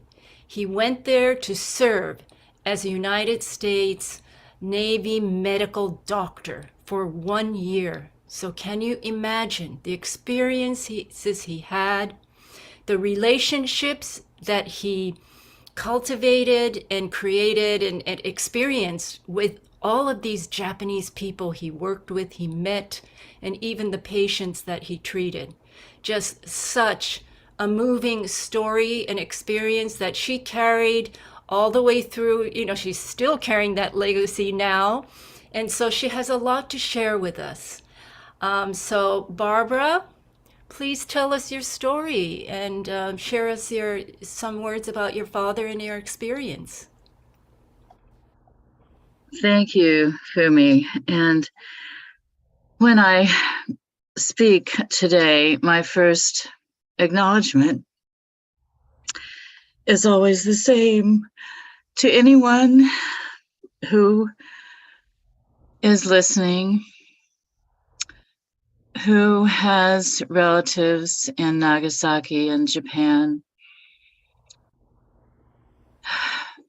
who experienced the war that my father also experienced. First, I say thank you for all you have done for world peace from the beginning. And now it is our great honor and privilege as second and third generations, along with those still living, to carry on the work that was started those many years ago, 77 years ago. And the time is now. And so I say thank you from the bottom of my heart as an American. And I say I'm sorry as an American. The pain and the tragedy of nuclear weapons effects on human beings is unspeakable, and the pain is hard to bear. I learned to bear it in a loving family who were people of faith and peace before the war began. My father's dream, as his father's dream, was to have a public health clinic in a small town in his community. He wanted to bring more health and healing to the world. And he was in medical school when the war broke out. And the only way he could continue his training was to become a Navy officer, to go to the Pacific at the end of the war in 1944, where the fighting was intense everywhere. And Dad was on with the 2nd Marine Division on a battleship. So even before he entered Nagasaki, seeing for the first time ever the effects of nuclear weapons on human bodies and on plants and on structures and on all living creatures where there were no doctors and hospitals close by.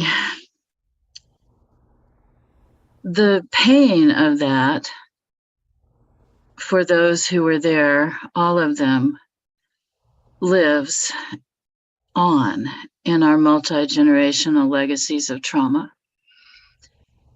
That's why I'm so grateful today to have our Japanese relatives, our brothers and sisters in Japan with us.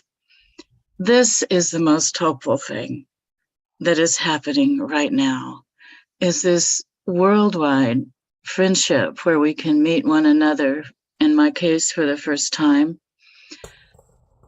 It is what is going to continue in these loving relationships to do what the families of the Hibakusha have done in their families, and what my family has done with atomic victims and veterans throughout our lives to the best that we were able. And a very wise woman, I want to also talk about her and her work, Dr. Yael Daniele in New York City with the International Center for Multi-Generational Legacies of Trauma, is doing wonderful work for all of us who have experienced the traumas of war and recent wars as well, so that we find one another as we're doing tonight, and that we can support one another to be a voice of hope. Fumi gave me this wonderful background, and I'll keep using it because this is the hope of the Hibakusha. This is the beautiful peace grain origamis that are made that show the real hope. It is real hope of the world that we have right now. And this is something every family can do. All your kids can do it. It's a way to bring peace in art and peace in music and so much of the sharing that we're all now doing.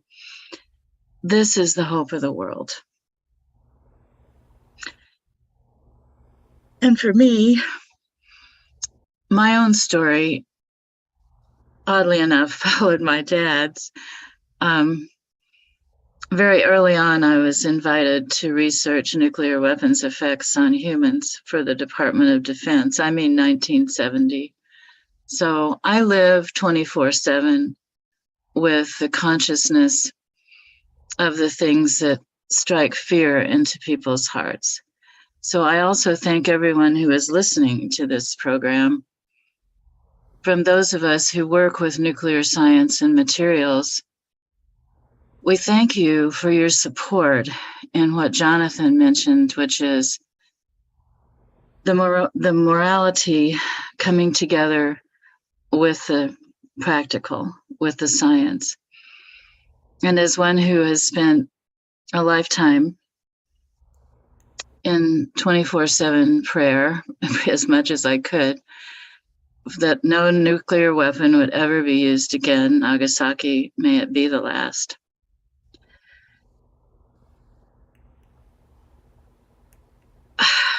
I want you to know we can do this. It is not a matter of technology. If anything, our science has made it much more possible to dismantle nuclear weapons as soon as we want to reverse the trend that the world is in at this very moment. We can start and we can do it, and it is not a matter of technical problem. Jonathan well knows that in his work in Global Security Institute. So what we're doing tonight, to me, is the hope of the world. And I thank Chief Phil, so glad to meet you. Thank God when my father came back from Japan, he wanted to study psychiatry and neurology to help people with trauma. And we ended up in Kansas, so I was raised on Osage land. At least I know that from the kind of upbringing I had. And it meant a lot to me to be that close to the plains in Kansas. And that's not where my parents are from. But I was just so grateful to have the grounding of the nations of which you speak. So thank you for letting me speak from the bottom of my heart. Those of us who are finding each other as second and third generations of all kinds, we really need one another because it isn't easy to talk about this. It was very hard for me even to do my first speaking yesterday of this kind. So we appreciate your love and your support of us. And I'm really happy about the action piece because that's where I start to get joyful myself, but also the prayer piece. We're praying today for wisdom in action, and I'm praying for the courage for people to love. That's the prayer that I wrote for Nuclear Prayer Day. Because everyone here is really engaged in an act of courage to love, and courage to love takes far more bravery than it does to do anything else. It really does take courage. And I would like to make it easier, but you heard Chief speak of his understanding of the ancestors and relatives who are with us even now as we meet. Certainly, I know that I feel the presence of my father. And when I talked to my Habakasha friends from yesterday, we all found the same thing was true. When we shared from our hearts, we could still hear and see our family members speaking to us. And sometimes it brings us to tears, but most of all, it brings us love and peace, which is the source of all reality and the source of all life eternally. And we are one in a moment of sacred prayer today and through August 9 for Nagasaki. It's a little different in a way from what I might have planned to say, but those are the things on my heart tonight. I want to also say that I'm part of the Global Voices group. I spent a career that I thought I was leaving in nuclear safety and security, and then I met Bishop Swing at the Parliament of World Religions in Toronto. And a whole new life unfolded for what I thought would be retirement, and it is. I mainly volunteer. But boy, what a difference it made. I was invited to join the Voices for a Nuclear Weapons Free World, and that's the website you've already seen. That Bill posted for you, voices-uri.org. But what I would add is, I think, and you'll see a lot of things from all of us on that website that are part of Voices.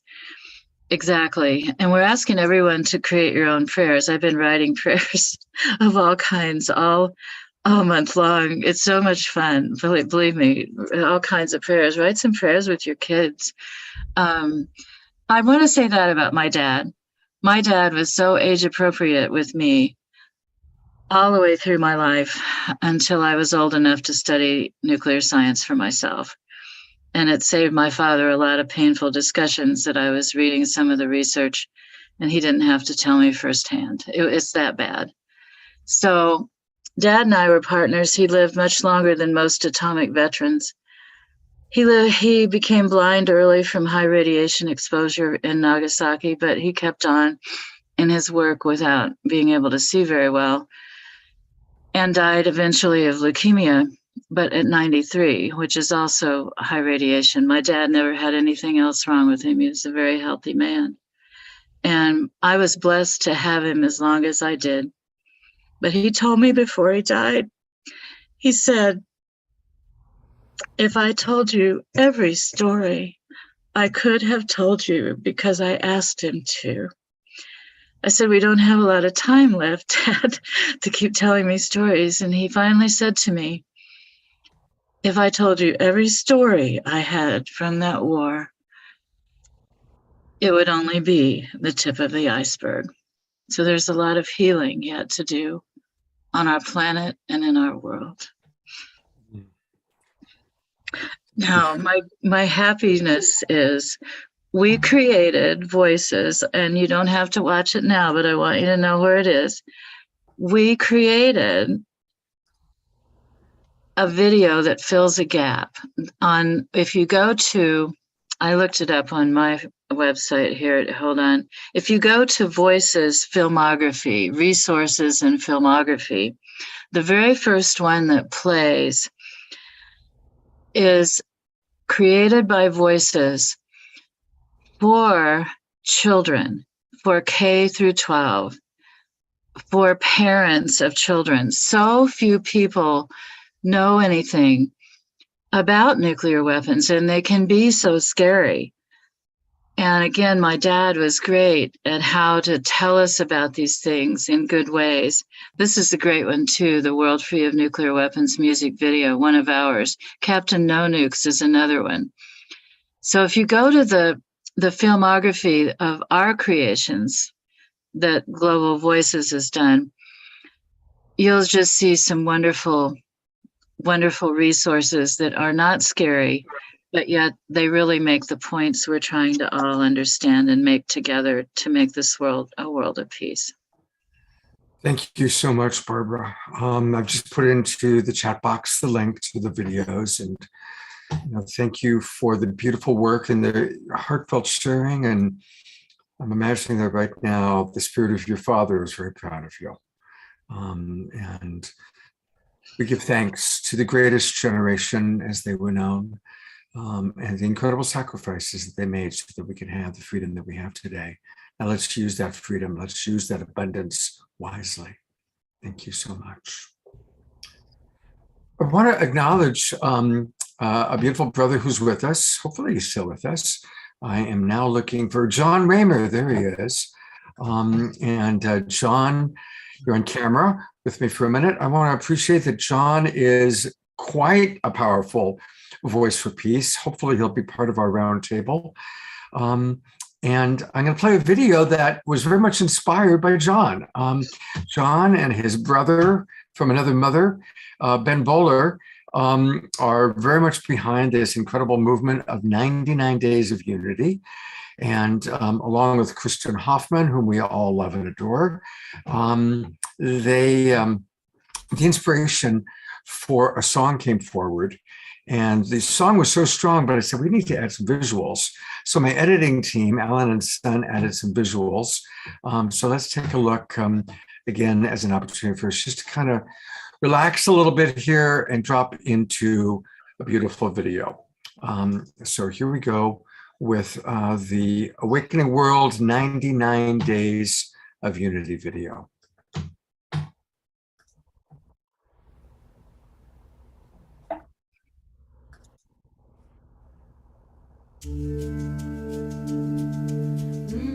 Are you old enough to remember the summer of love?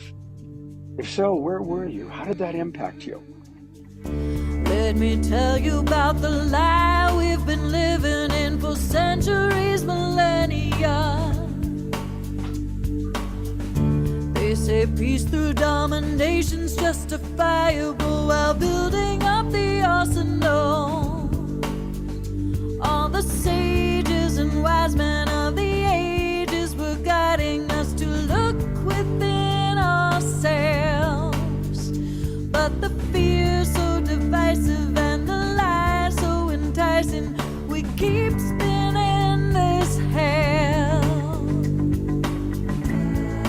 Raise your eyes, you are the possibility. Nurturing love is the greatest remedy. 99 days of peace through unity. 99 days of peace through unity. 99 days of peace through unity. An entire generation of baby boomers grew up with the influence of the Beatles, Woodstock, and the peace movement, and it shaped our lives. Lift your voice. And people are coming together once again to create a movement of unification. Listen deep, and we'll all find harmony. We are in the midst of another powerful summer, and it is the 99 Days of Unity. It began last month and will continue and culminate in September. And the Global Peace Tribe is collaborating with some of the most wonderful organizations to help all of us remember the power of peaceful unity, coming together. 99 days of peace through unity. So join us every weekend on The Awakening World, where you'll be meeting leaders from the Evolutionary Leaders Network, World Unity Week, and other beautiful spiritual teachers, wisdom keepers, and luminaries, ranging from Reverend Michael Beckwith to the next generation, led by people like Adam Apollo and the Twin Ray. Join us every weekend on The Awakening World. A powerful love force.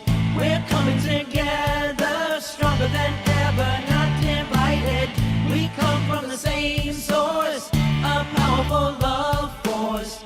We're coming together. Hear the call, you are invited. We come from the same source. A powerful love force. I love that so many of our friends know that song now. And so I saw like, A. Marie B. Thomas Brown started moving to it and Fumi started moving to it. It's pretty cool, John, don't you think? Oh, it's fabulous. Really well done, Scott. And Yeah. it's genius. It was Ben's inspiration of that riff. And it's actually, 99 days of peace through unity. That's right. Thank you. Oh, and I just say that to get our intention clear, right? That this is the Global Peace Tribe. And Scott, you are amazing.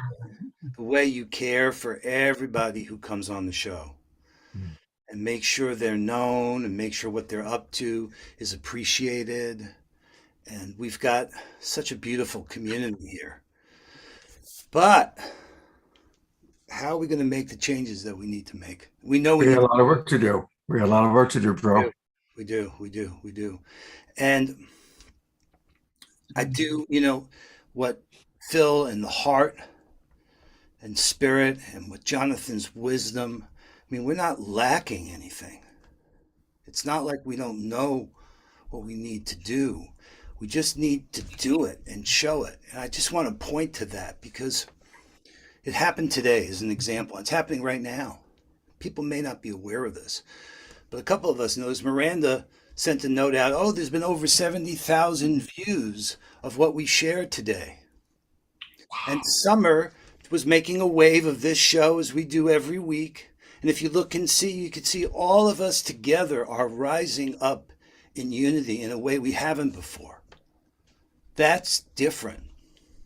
It's not just each of us with our amazing expressions of peace through unity, but it's what we can actually accomplish together that is blowing out the possibilities of what we thought. We need to see this game differently. We're in it together. And we are one. We know that. That's not the question. We don't need to say that anymore. We need to show it and be it. And we are. So let me just be clear. The alliance that we are, so many of us together are able to turn each of our expressions into a collective vision. We call these sine waves because they're going out and we're doing that together.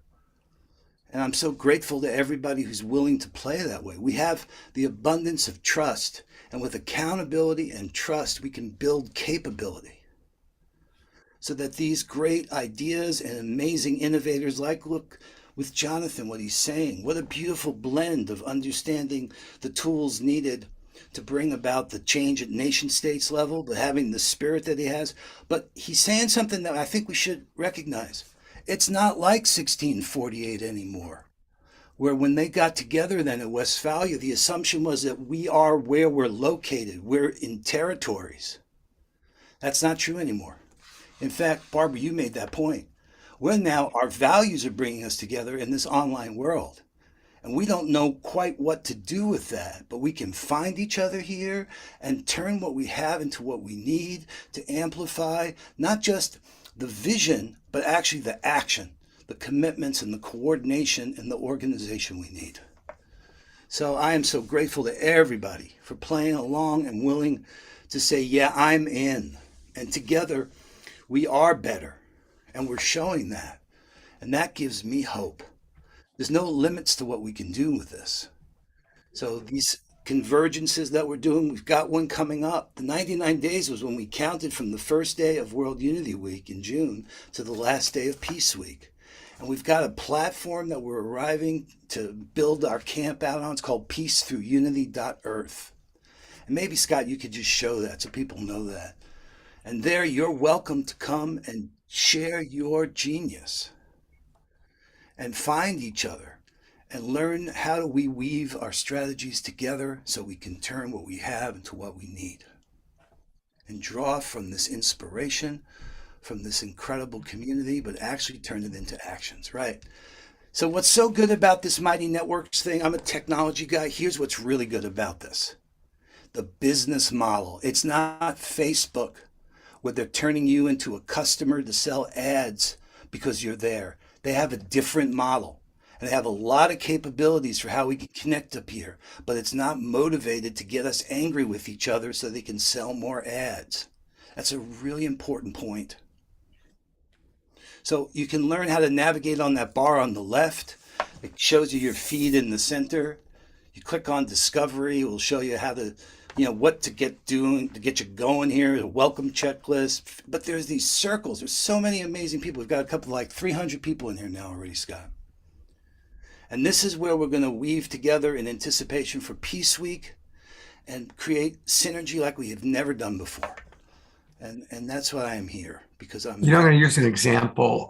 This is something that I just discovered through this website on World Unity Week recently. And it's this incredible, the core needs. And I was so impressed with how that showed up. And I'm clicking on it. It's not opening. Click on it. No, you should be able to.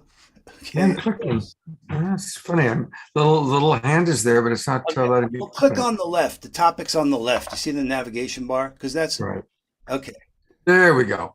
So yeah, this beautiful document about just, core needs and, to ensure all, and it's beautiful. It's like, and then there's a whole discussion that took place around this. So that's just one of many things. Of course, the members, there are so many remarkable members, starting with John Raymer at the very top, of course. In the beginning, there was John, and it was good. But a lot of our friends, Teresa Collins, Julie Kroll, Arena, Dot Maver, these are all people you see. There's Chief Phil, Ben Bowler. These are all people you see on the Awakening World. Jan Golding, we're going to do a whole show with he and his wife, Shelley, next month. So this is a wonderful way for us to all connect. And thank you, John, for playing such a big role in helping us to understand how to do that. Oh, it's our pleasure. We're really determined to use this incredible. I mean, look, what did they say? We're one miscalculation away from annihilation. Mm-hmm. Right? Secretary General said that the other day. So I want to bring, I just saw a note. I'm sorry, but Jonathan Granoff is on East Coast. He's been up since 3:00 in the morning, and he has something he wants to add before we lose him, before he turns into a pumpkin. Jonathan, thank you. Thank you, brother. Actually, I went to bed at 4:00 in the morning, and we did the prayer service yesterday at the church center at the UN, and then I spoke in the General Assembly Hall, and then I did a Sufi meeting this afternoon, and then all of these prayer things all day. So I'm just starting to fade, and I wanted before I just turn into fudge. And forgive me. There was a simple action that I wanted to share that I thought, as a minimum, we should leave this with some taking.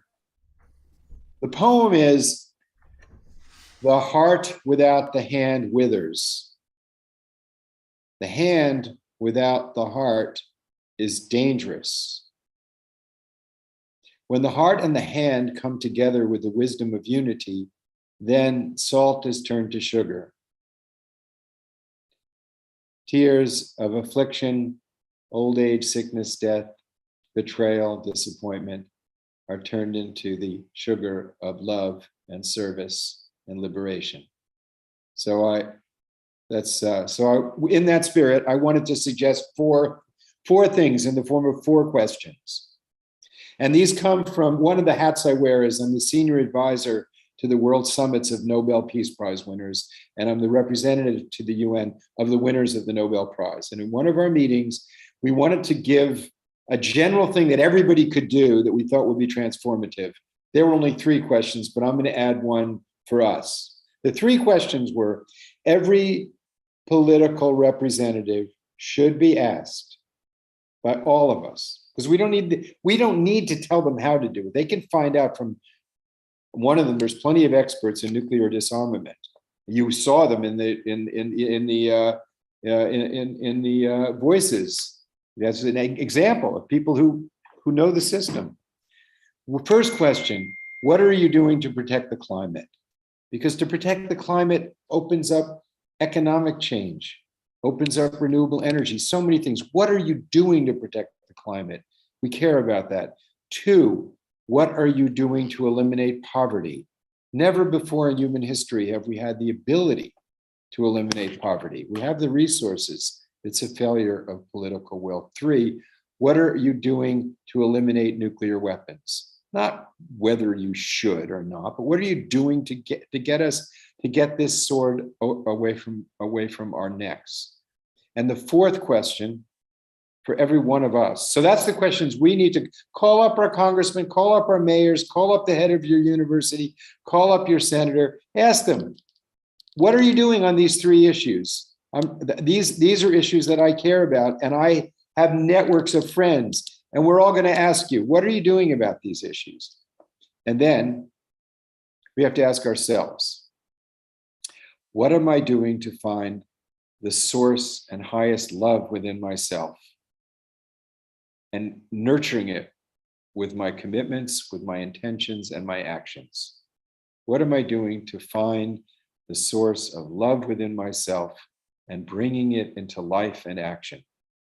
Now, that's a question that is very fulfilling because, and I promise you, if you ask that question with sincerity and be still, you will be gifted with an opportunity to bring it into action. That we don't have to do. That we don't have to do. The great giver of life itself has given us all the gift of love. And it has given us, it will show the capacity to arrange your life such that that intention will be nurtured and fulfilled.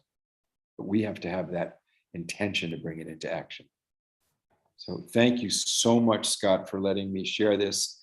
I'm going to stay around, but I was just concerned that I wouldn't have the clarity of energy to share those three questions. What are you doing to protect the climate? What are you doing to eliminate poverty? What are you doing to eliminate nuclear weapons? And what am I doing to find that pure love and bring it into action? Thank you so much. I did scribble them all down and put them in the chat box. I didn't get the exact wording on the one for us, but I think I got the essence of it. I think you're doing it. No, thank you, Jonathan. Thank you so much. And I want to say John Raymer is off to dinner. So I'm going to bring Brother John on just for a minute. Thank you, John. Again, the sine wave gets us out. That's how people right now are watching us on dozens of Facebook pages and groups because of the sine wave. So thank you, John. And thank you, your beautiful wife. And have a good dinner. It's getting pretty late. So. There's so much potential here. It's that energy to unleash it. That's ours to do, unblock it. So let's use this anchor of Peace Week and the International Day of Peace this year to rise together like we haven't before. Absolutely. Thank you so much, everybody, for willing to play. Thank you, Fumi. I love you so. Love you too, John. Bye for now. So much. Right, John. We are running about an hour later from the agenda, and I really want to thank your friend Jennifer you're about to introduce. And we will still get to the Global Peace Tribe announcements. But Jennifer's been patient, so let's hear from Jennifer, and then we'll go to Global Peace Tribe announcements. Wow, what a convergence of love and unity and light. So this has been an incredible time together, and I'm so thrilled to bring on my dear friend Jennifer Kim. I've known Jennifer for a long time. We go back, way back. And her legacy starts from her father-in-law, who started the Peace School in Chicago. And, you know, they have such an incredible history. In fact, they have been organizing Peace Day in Chicago since, I believe it was, I had to jot it down, 1978. Can you imagine? 1978. They were at the forefront. This is even before the International Day of Peace became the United Nations International Day of Peace in 1981. That's when the resolution was signed. So they were way before the wave, celebrating Peace Day in Chicago for all those years. And they have a beautiful event scheduled at the Daley Plaza, and I think maybe you'll be interested in that, Barbara, to attend if you're close enough to the Daley Plaza in downtown Chicago. Big, huge event. involving the community, build the peace community, I believe, with the mayor's office, the diplomatic, what was it? The missions from different countries, schools. I mean, they involve so many people within the community to show up. So anyway, I'm not going to talk any further. Here's Jennifer Kim, and she's going to be offering and closing with peace breathing, which I think will be just the perfect way, Scott, to bring this to one step closer to our finale. So in a really beautiful way. So here's Jennifer Kim. Thank you, my friend Fumi, and thank you, Scott. I'm happy to meet you and to be here with all these beautiful, beautiful people. And Fumi and I, like she said, we go way back, early 80s, I think, is when we met. And you know that Fumi is the executive director of May Peace Prevail on Earth International. And the message, May Peace Prevail on Earth, is that simple message that we all can understand. And peace poles are all over the world, and anybody can walk by and receive that message and just know that goes right to their heart, right? And so the founder of May Peace Prevail on Earth, she spoke about Masahisa Goi, authored that in Japan so many years ago after the war. And the founder of the Peace School was from Korea. And he lived through war, of course. He lived through many things in Korea, but he also researched deeply about the history, not only of Korea, but he was a martial art grandmaster, as well as a meditator, yoga master as well. Regained his health through his own practice of yoga when he was young. But he wanted to know the origin of martial art. What was the purpose? He knew it had to do with peace. And he found an ancient system that included martial art practice so that we become strong in mind and body in order to create world peace.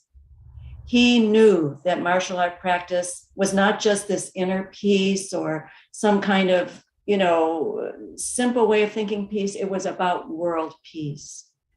And he left the country he loved. He loved Korea. But he came to the United States in the early 70s because he felt if world peace is ever going to occur, this is the place where it could start, because we're made up of every culture and every country and every race and every language. So he left it all behind. He got in a plane with a little bit of money, met somebody on the plane who helped him, one of those kind of stories. That was his life. And I had the just super good fortune in the 70s to walk into this class. I didn't really know what it was about, and it was taught by that founder. And the very first thing he said was, he had a thick accent, right? Fumi remembers. And the very first thing he said was, if you can't understand what I'm saying, try to understand through vibration. So I'm like, what is this? It was just, wow. And you could just feel that energy of peace that he emanated. And so, like May Peace Prevail on Earth, he sought for decades to come up with something that would give people the energy and experience of meditation, but something that all of us could practice, not just those who are devoted to spending time to meditate, but how could we bring this to everybody? And what finally came to him was peace breathing. Peace breathing. It's so simple. We inhale world and we exhale peace. We inhale world and exhale peace. So we do it as a meditation, but we do it as moving meditation, right? We're always breathing. So it means that we can always, always create and generate that energy of peace. We're storing it in our own energy, right? With every breath we take. And we're building breath by breath by breath that energy for world peace. And because it's so simple, anybody can do it, right? We all breathe. So we have programs for children, for seniors. Back in the 70s, he started a program in nursing homes, simple exercise and peace breathing and light massage. You know, it's so simple, but it was the core of creating Peace Day here, like Fumi said. It was his idea. One day he just said, that was the year I joined the Peace School in 1978. We're having a meeting, and one day he said, oh, we're not doing, you know, what we planned. We're going to create Peace Day in Chicago. We're like, okay. And we did. And the core of it is that minute for peace. And we work with schools. Since 2008, we provided materials to every Chicago public school to do some type of positive action for peace on the International Day of Peace. And that includes a suggested activity that we provide, which is peace breathing. So simple.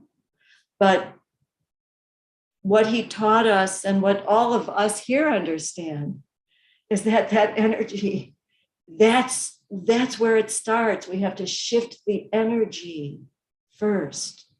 Those answers are there, like we all know. So rather than hear me blab on, I'll just share some peace breathing. Why don't we do that together? If you like, you can close your eyes. And we begin to feel the movement of our breathing and let the breath slow down. As we breathe, we let peace fill our hearts and minds and flow throughout our bodies, down to each cell. With each breath, we let peace expand, filling your room, touching your family and friends. Peace expanding through your community, expanding widely through your country and all countries, permeating all of nature. With each breath, we send peace to the entire world. Breathe in, world.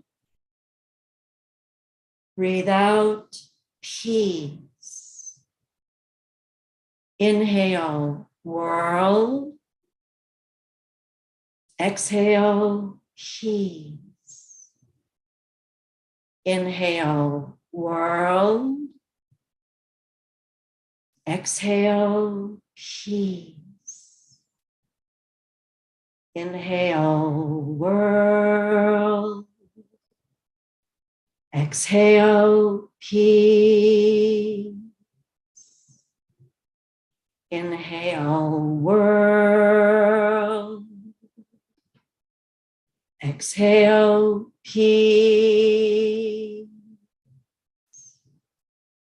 Inhale, world.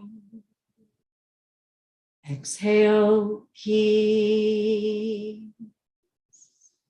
Try a few more times.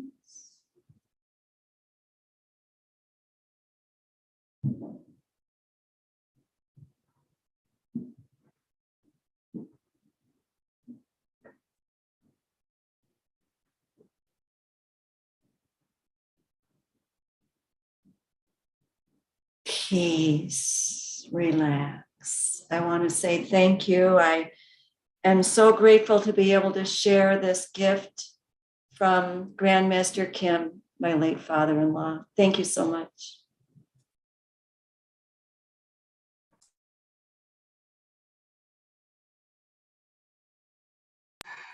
Thank you. You know, isn't it interesting how these shows come together? You know, we all have different guests, and there's this theme of people's fathers. You know, I think we've had 4 different people speak with beautiful compassion and connection to the influence of their father tonight. It's an interesting theme that's emerged. And so I just want to acknowledge the beauty of that. And I also want to acknowledge your website, thepeaceschool.org.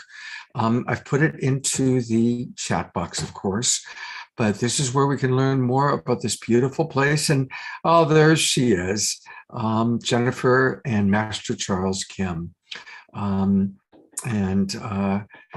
Beautiful, beautiful. Thank you so much. Your 50th anniversary. So definitely, I'm going to want to get in touch. And again, everybody, always remember, fill it in so she can, I have to say a message. I'll say namaste. How's that? I prefer leaving a message than the CAPTCHA thing where I have to like find out how many fire hydrants or the tiny little pictures. So thank you so much for being with us. I really appreciate it. You know, we've talked about the Peace Poles tonight, and I want to share with you the best gift I've gotten in years. And it was when I got a peace pole from Fumi. And there I am with my peace pole. And it really is the best gift I've gotten in so long.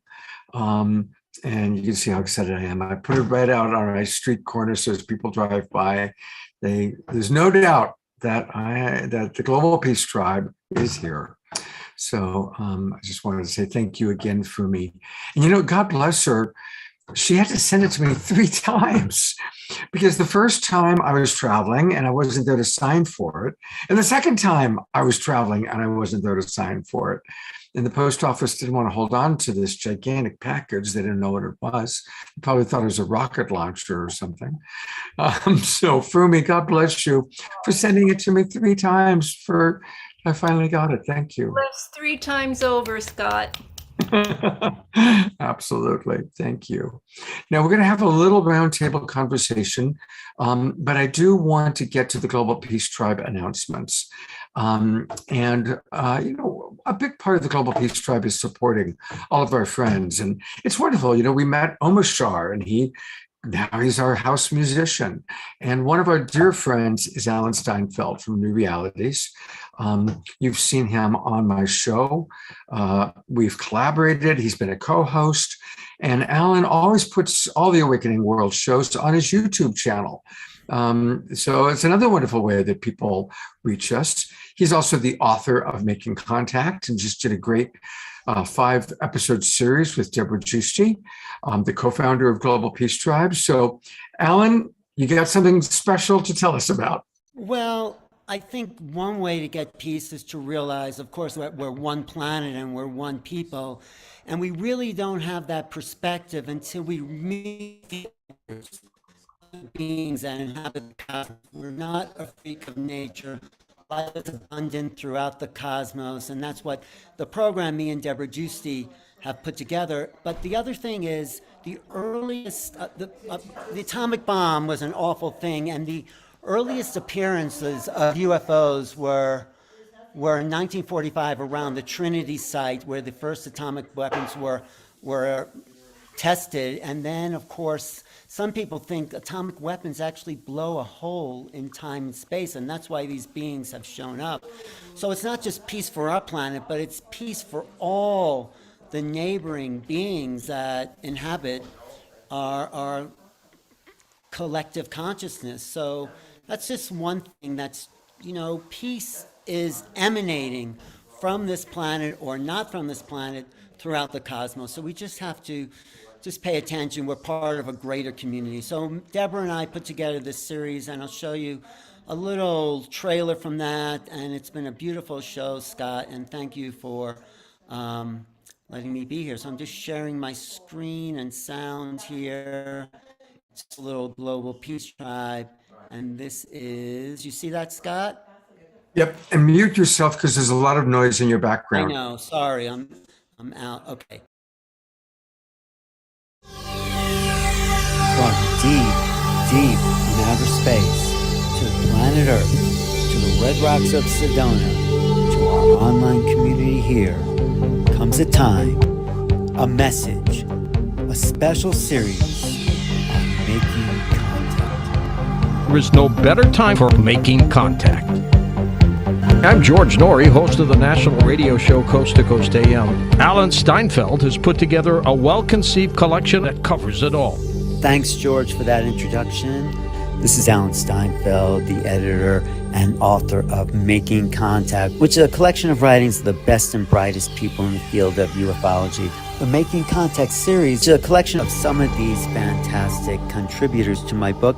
People like Whitley Strieber, Linda Moulton Howe, Carolyn Corey, Adam Apollo, Mary Rodwell, and such contactees as Marina Sarin and Kamara Jones and the Art of Kamara Jones, plus some very special surprises in the field.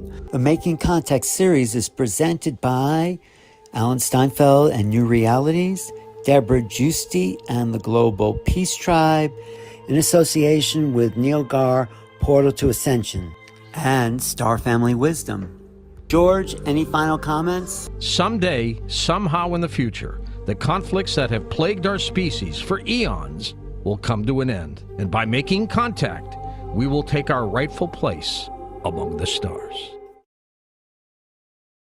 Exactly. That's all I want to contribute. We need to look at the much bigger picture here, Scott, because peace is not just local, it's not just planetary, it's cosmic.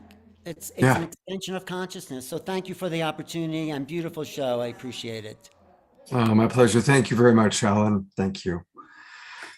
So another incredibly important announcement is tomorrow, August 7th, is the day that we've set aside for the memorial for our beloved soul sister, Celestine Starr, who passed away on July 4th. Probably most of you know by now, we've talked about it a few times, but Celestine was an incredible friend. I knew her for decades. We shared birthdays together. She was December 24, I'm December 25. So we had multiple birthday parties over the years. And there are two ways that I'm hosting online events to celebrate Celestine tomorrow. First is going to be my Sacred Sunday show, which is always at 10 o'clock in the morning, Pacific time. And I'm going to actually be at the location where the memorial is happening in the Marin Art and Garden Center. I'm going to get there at 9:30 in the morning, get set up, interview some of the people coming in, including Celestine's daughter. And then Linda Starwolf is going to lead a shamanic breath practice tomorrow to help us really drop in and connect to the spirit of Celestine. And a lot of people have been feeling and connecting Celestine, and tomorrow is a big day for her spirit. So we're going to all connect to her. And that'll be tomorrow morning at 10 o'clock. And then there'll be a little break, go get some brunch. And then at 1:30 will be the actual start of the memorial. Now we're limiting it to 200 people live. So for those of you all over the world who want to participate, we are going to have a special online event, special online version of this. And it's free. You're all invited to watch. But I do need people to register. It's important for you to register so that you can get the unique, because it's a unique feed. It's a unique Zoom webinar tomorrow. So that's tomorrow at 1:30 Pacific time. I will put into the chat box the link to join us. Of course, if you've already registered for the Awakening World, you have a link for tomorrow morning, but for tomorrow afternoon, you need to get a link. So there you have it. Thank you very, very much. And I am now going to turn it over to our beloved brother, Omashar, for some music. Because I think it's time for a little more music. Hey, pal.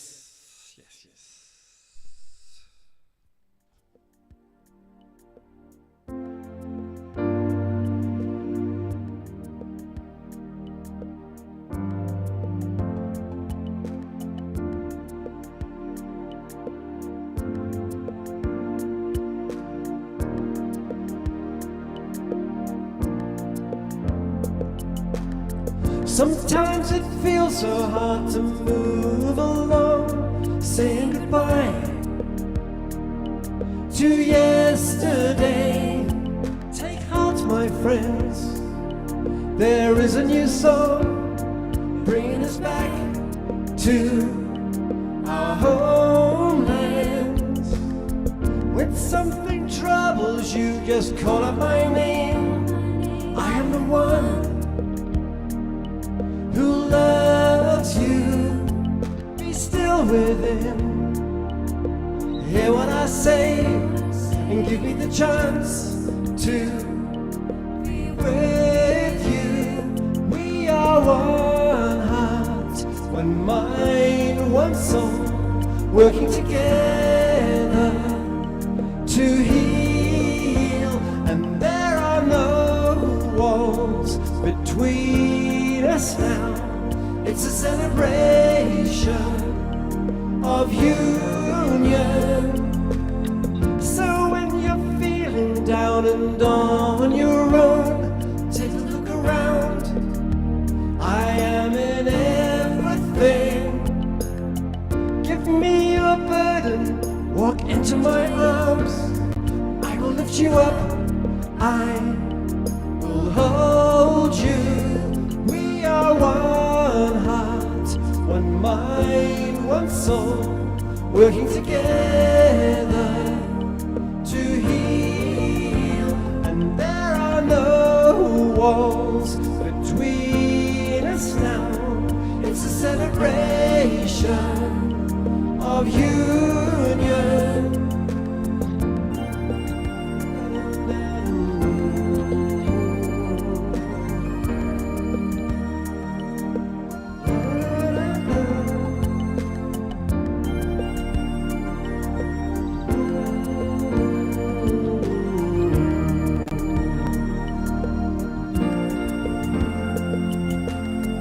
We are the ones who hear the new voice calling us home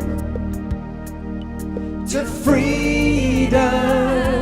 Fear not, my friends, this is a new place full of new joys and happiness. Yes, we are one heart, one mind, one soul, working together to heal. And there are no walls between us now. It's a celebration of union. Woof.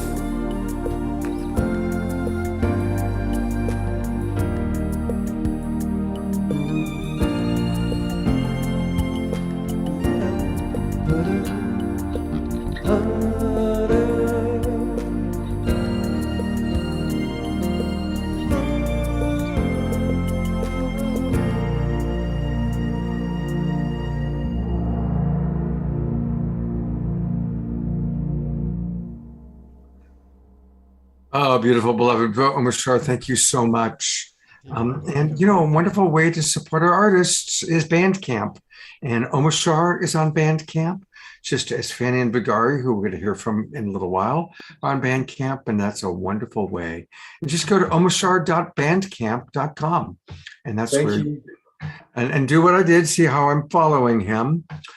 So it's always important to follow our artists. And Omashar, of course, will be with us tomorrow morning for the Sacred Sunday show.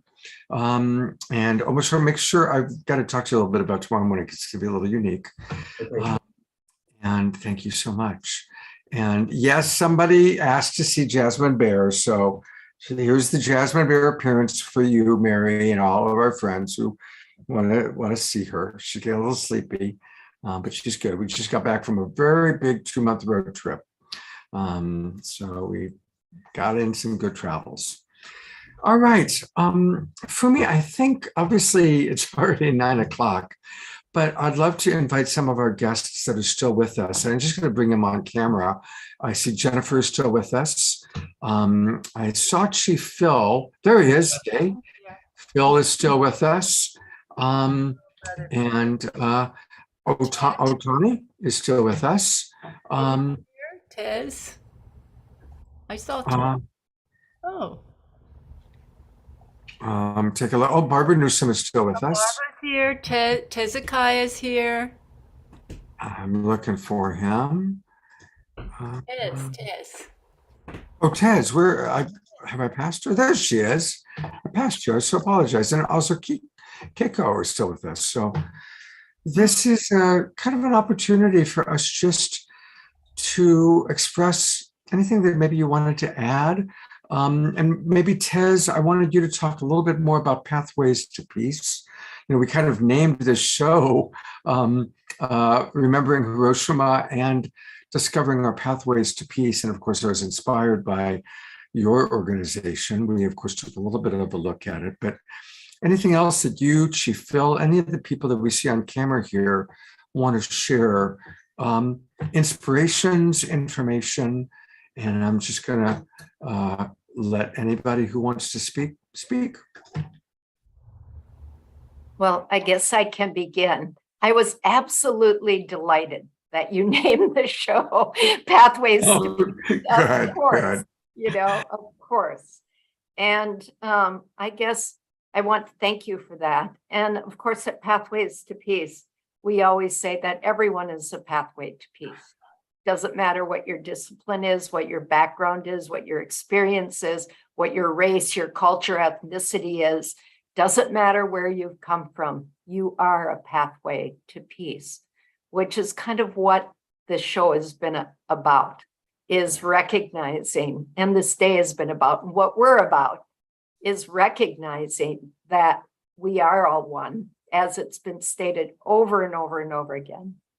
And that it takes all of us to raise the consciousness for peace to prevail on Earth. And I won't say any more than that because we have very talented speakers, but I will end my little piece by saying the question that I ask myself every day, and those Pathways to Peace team members who surround me and lift me up and support me, is what is it going to take? We know it's not about education anymore because we have all of the information. We have all of the knowledge. And what keeps coming back to me is this piece about the need to raise consciousness, because it's about changing hearts and minds. And so I think that's going to break down. I think Jennifer's peace breathing is an example of a daily practice, a simple daily practice. Our peace wave, which is at 12 noon at every day, that is just a pause to hold peace, envision peace. The global silent moment, whatever it takes, those simple practices in our daily lives when we're actively pursuing peace, we often don't take time to go into meditation or to even pay attention to our own inner peace, nurturing our own inner peace. So we just need to carve out enough time for us to nurture our inner peace and to bring that inner love and light that we all carry out into the world. That's what is going to move the needle for peace, I believe. So thank you. Beautifully stated. And again, one last time, the organization is pathwaystopeace.org. Please go spend some time there. Listen to what Avon had to say, her original vision. I love the peace wheel. And there's just a lot here. So pathwaystopeace.org. And thank you, Tez, for being with us and for your dedication and you playing your role in this world so beautifully. Thank you, Scott. You are just a perfect example of a light being doing the work to increase consciousness, as others in this room now are as well. I'm going to go to gallery view. Look at all these beautiful, emanations of the one divine eternal beloved, Yes. I mean, look at all these beautiful, beautiful souls. And turn on your cameras, everybody. There we go. We want to see you all. Oh, look at these beautiful, beautiful souls. I'm going to put the spotlight on Chief Phil because he just always is brings so much love and so much passion. Phil, anything you'd like to close us out with tonight? Yes. I think, first of all, to really understand the depths of our soul, that each one of us is the spiritual representative of all that have gone before us, all that have gone before us. And with that comes the understanding of the prior unity, meaning that from the very beginning of time, we have been one. And we're in the process of coming back to understand that. But each of us is the representative of all that have gone before us. Therefore, right now, here and now, it's up to us on behalf of all those that have gone before us on this plane of existence, on this plane of time and space, because we have a dimension of ourselves that goes beyond time and space. That's our soul. But between us, first means we have to cleanse and purify our own hearts. Any kind of, whether it's love that will blindly lead us away from the truth, or it's hatred. We've got to find that place within us to see the beauty of our inner being, not this earth suit. Earth suit goes pretty fast. In fact, Crowfoot said it perfectly. He said, life's like the breath of a buffalo on a cold day, or a firefly on a warm summer night, or the shadows vanishing before the setting sun. That's what. Then I think that it's, again, from that, I believe the foundation of this truly is understanding that we are one human family, which means to me, in the sacred teaching, it says we must not rest. We must not rest until we make everybody we know a brother, a sister, a mother, father, aunt, uncle, grandfather, grandmother, niece, nephew, son or daughter. When we make everybody we know that way, we'll know exactly how to treat them, exactly how to treat them. And I think that to know that we are already not the prophecies that are going to be fulfilled, they're being fulfilled here and now. 2022 is the pivot year. From here, we're going to see it grow and grow and grow and grow and grow and grow and grow and grow and grow. And I believe it's so important as well. I only would say this, that to truly realize that every member of our human family, every member is a sovereignty, ancient and perishable and everlasting, created by our great, great creator, every one of us. We got to see that. We have to know and understand as well that partisan politics is not going to get us there at all. It's not going to. Tearing down each other. It's not going to work. It's not going to work. It's going to be a spiritual path. That means we've got to rid ourselves of an eye for an eye, for a tooth for a tooth, which, by the way, any of these things I'm not innocent of, certainly. And for me, somebody hurt my family in my past days, probably, I'm getting rid of that part, even the old warrior to a wise elder. It wasn't just an eye for an eye. I'd take two eyes and two eyes and two teeth for everyone taken against me. That's how I felt about what happened here, because we're no different. After Custer came, let's give you an example. And here we were peacefully together having a Sundance, and they promised us they wouldn't come. And so obviously when you're attacking a village of women and children and so forth, disobeying the other orders to come do this, and then you might say, give them an arrow shirt, so to speak. I don't say that, I don't want to say that in a hurtful way. But, after that, the US Congress, just like we're doing, by the way, exactly in Yemen, passed the Starve or Surrender Act, at which time, from a 60 million buffalo that we depended on, reduced to 1,000. And we were starved to death. And that's why right now, and I understand fully about nuclear weapons. I mean, it's just, now that's getting our attention, but how about right now? And truly, 400,000 children in Yemen are that close to starving.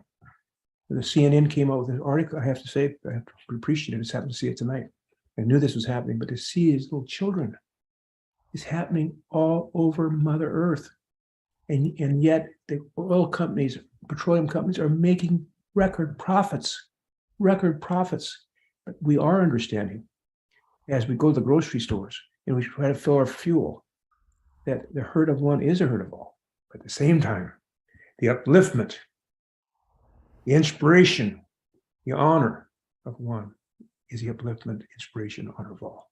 So that's what I'd like to share and to say thank you. Thank each and every one. Thank you, Scott, so much. Thanks you for you know, and all who and Jay Meyer who supports, you know, this moment of peace, and who supported this, all the relatives, whoever we are, those that we in the unseen world, because they're closer in our closest vein. It's the one thing to remember, that there is no death, meaning that every one of these sovereignties, ancient and perishable, after the beginning of time, are right here, including those relatives who are beginning to join us from other places.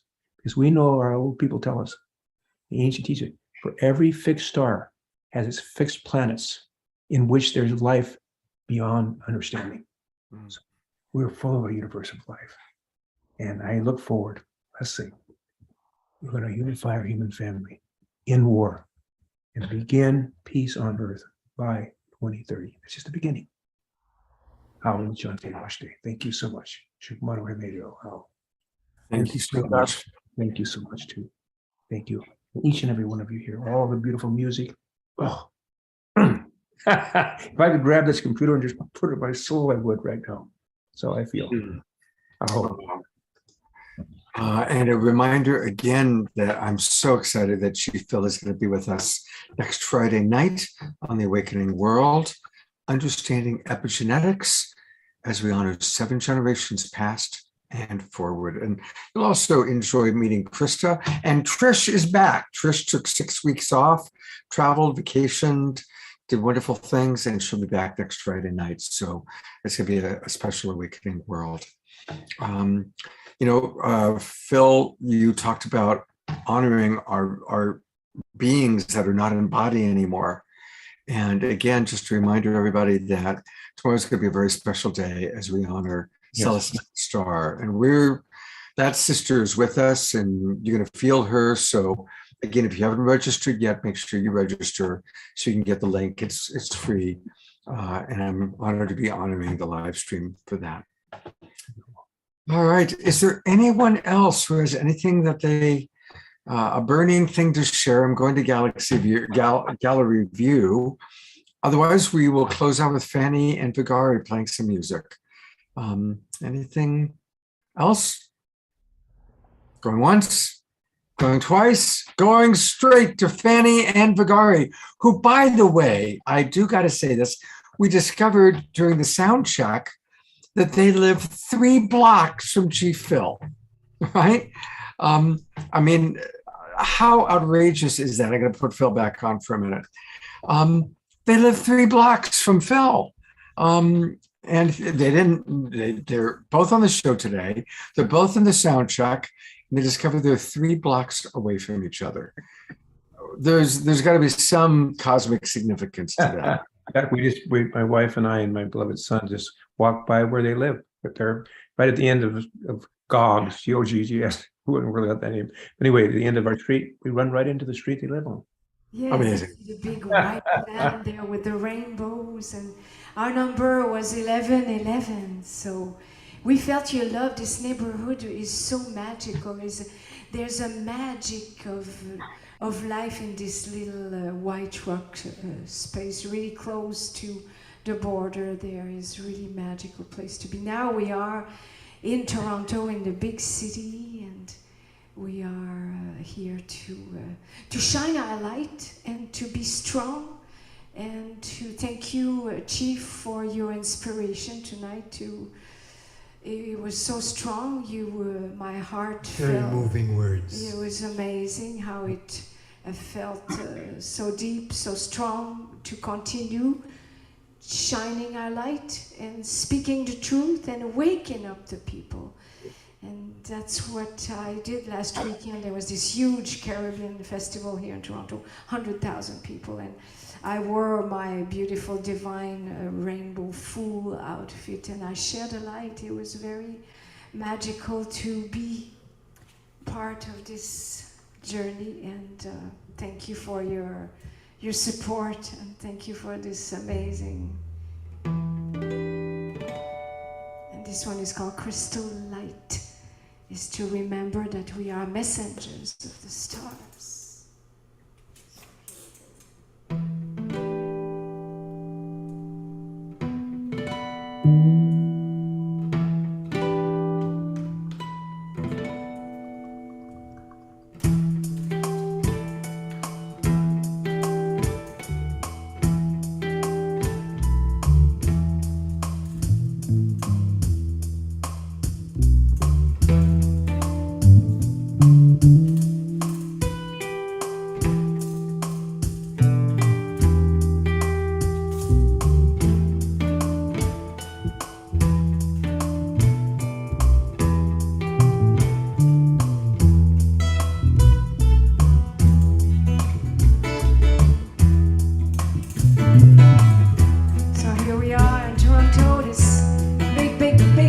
City by the lake.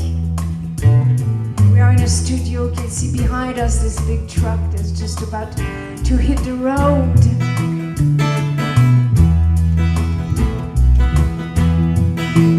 The song is about remembering who we are. Remember, you're the messenger of the stars. Remember, you are the messengers of the stars. So remember, we are stardust, gold dust, gold light, connecting to our divine divinities, beauty within each and one of us, shining on the light where there is darkness.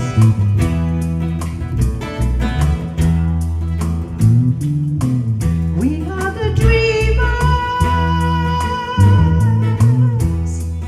We are the dreamers.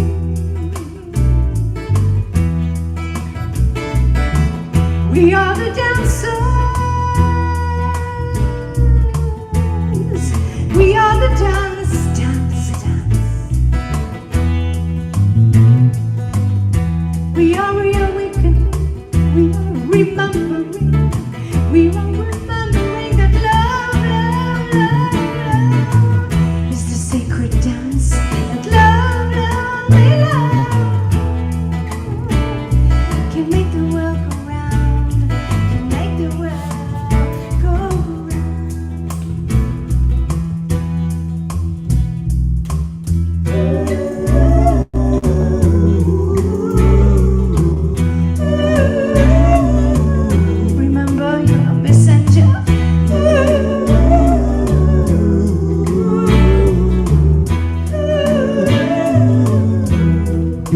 sing with us.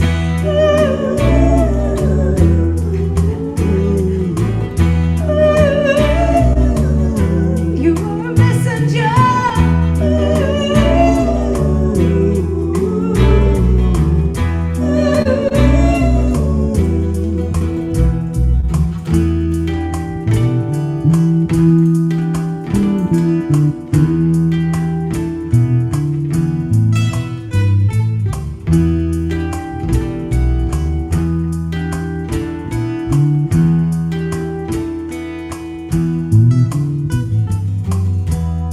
We are the lovers. Yes, you are. Listen, we are the love. We are the singers. We are the song. We are the creators.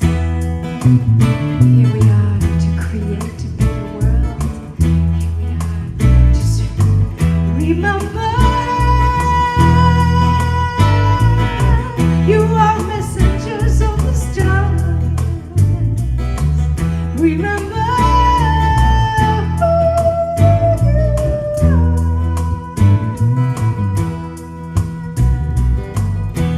You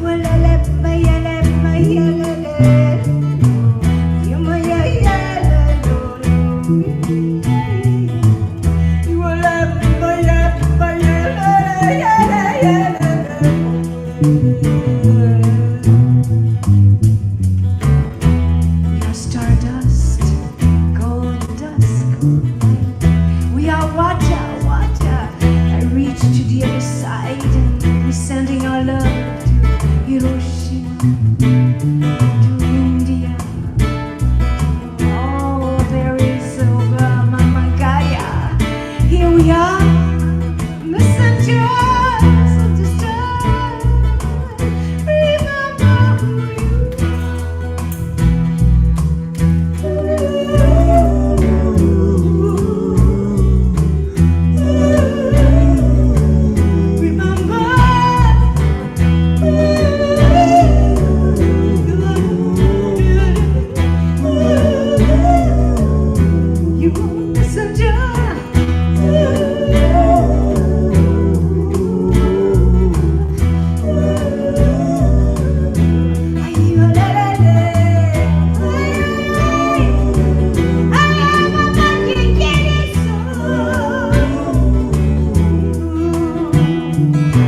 We are awakening, we are remembering,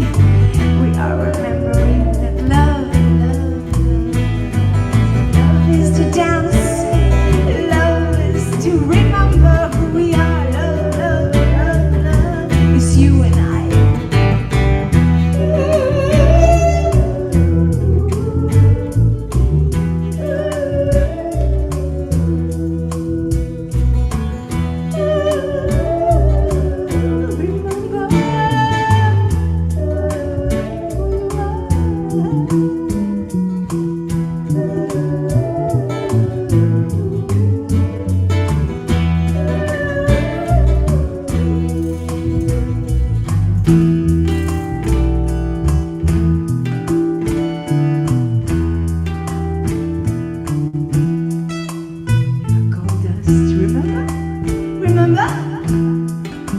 Remember, we are awakening, tribe.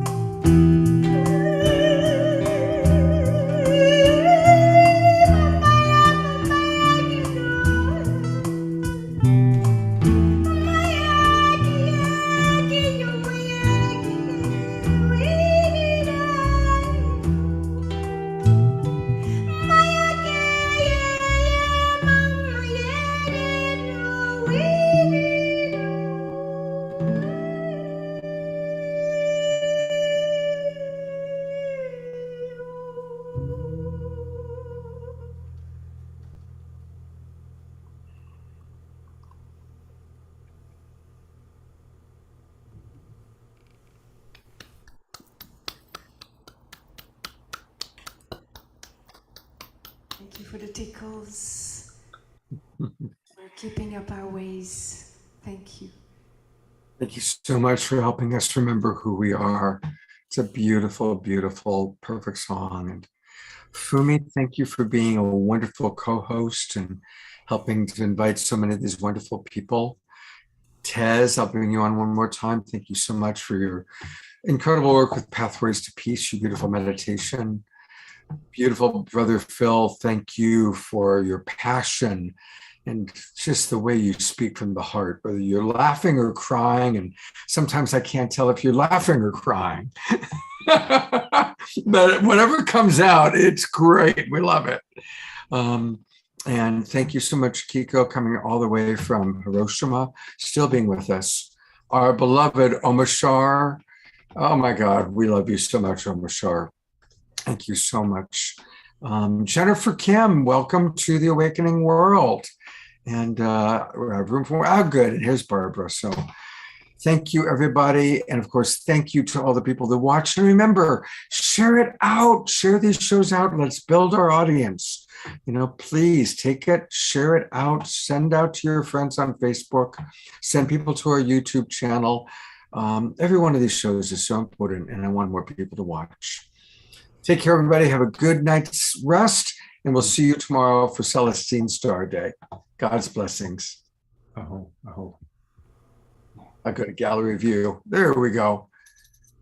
Good night, everybody. And Mystic Abbott Cherry was with us too. How wonderful.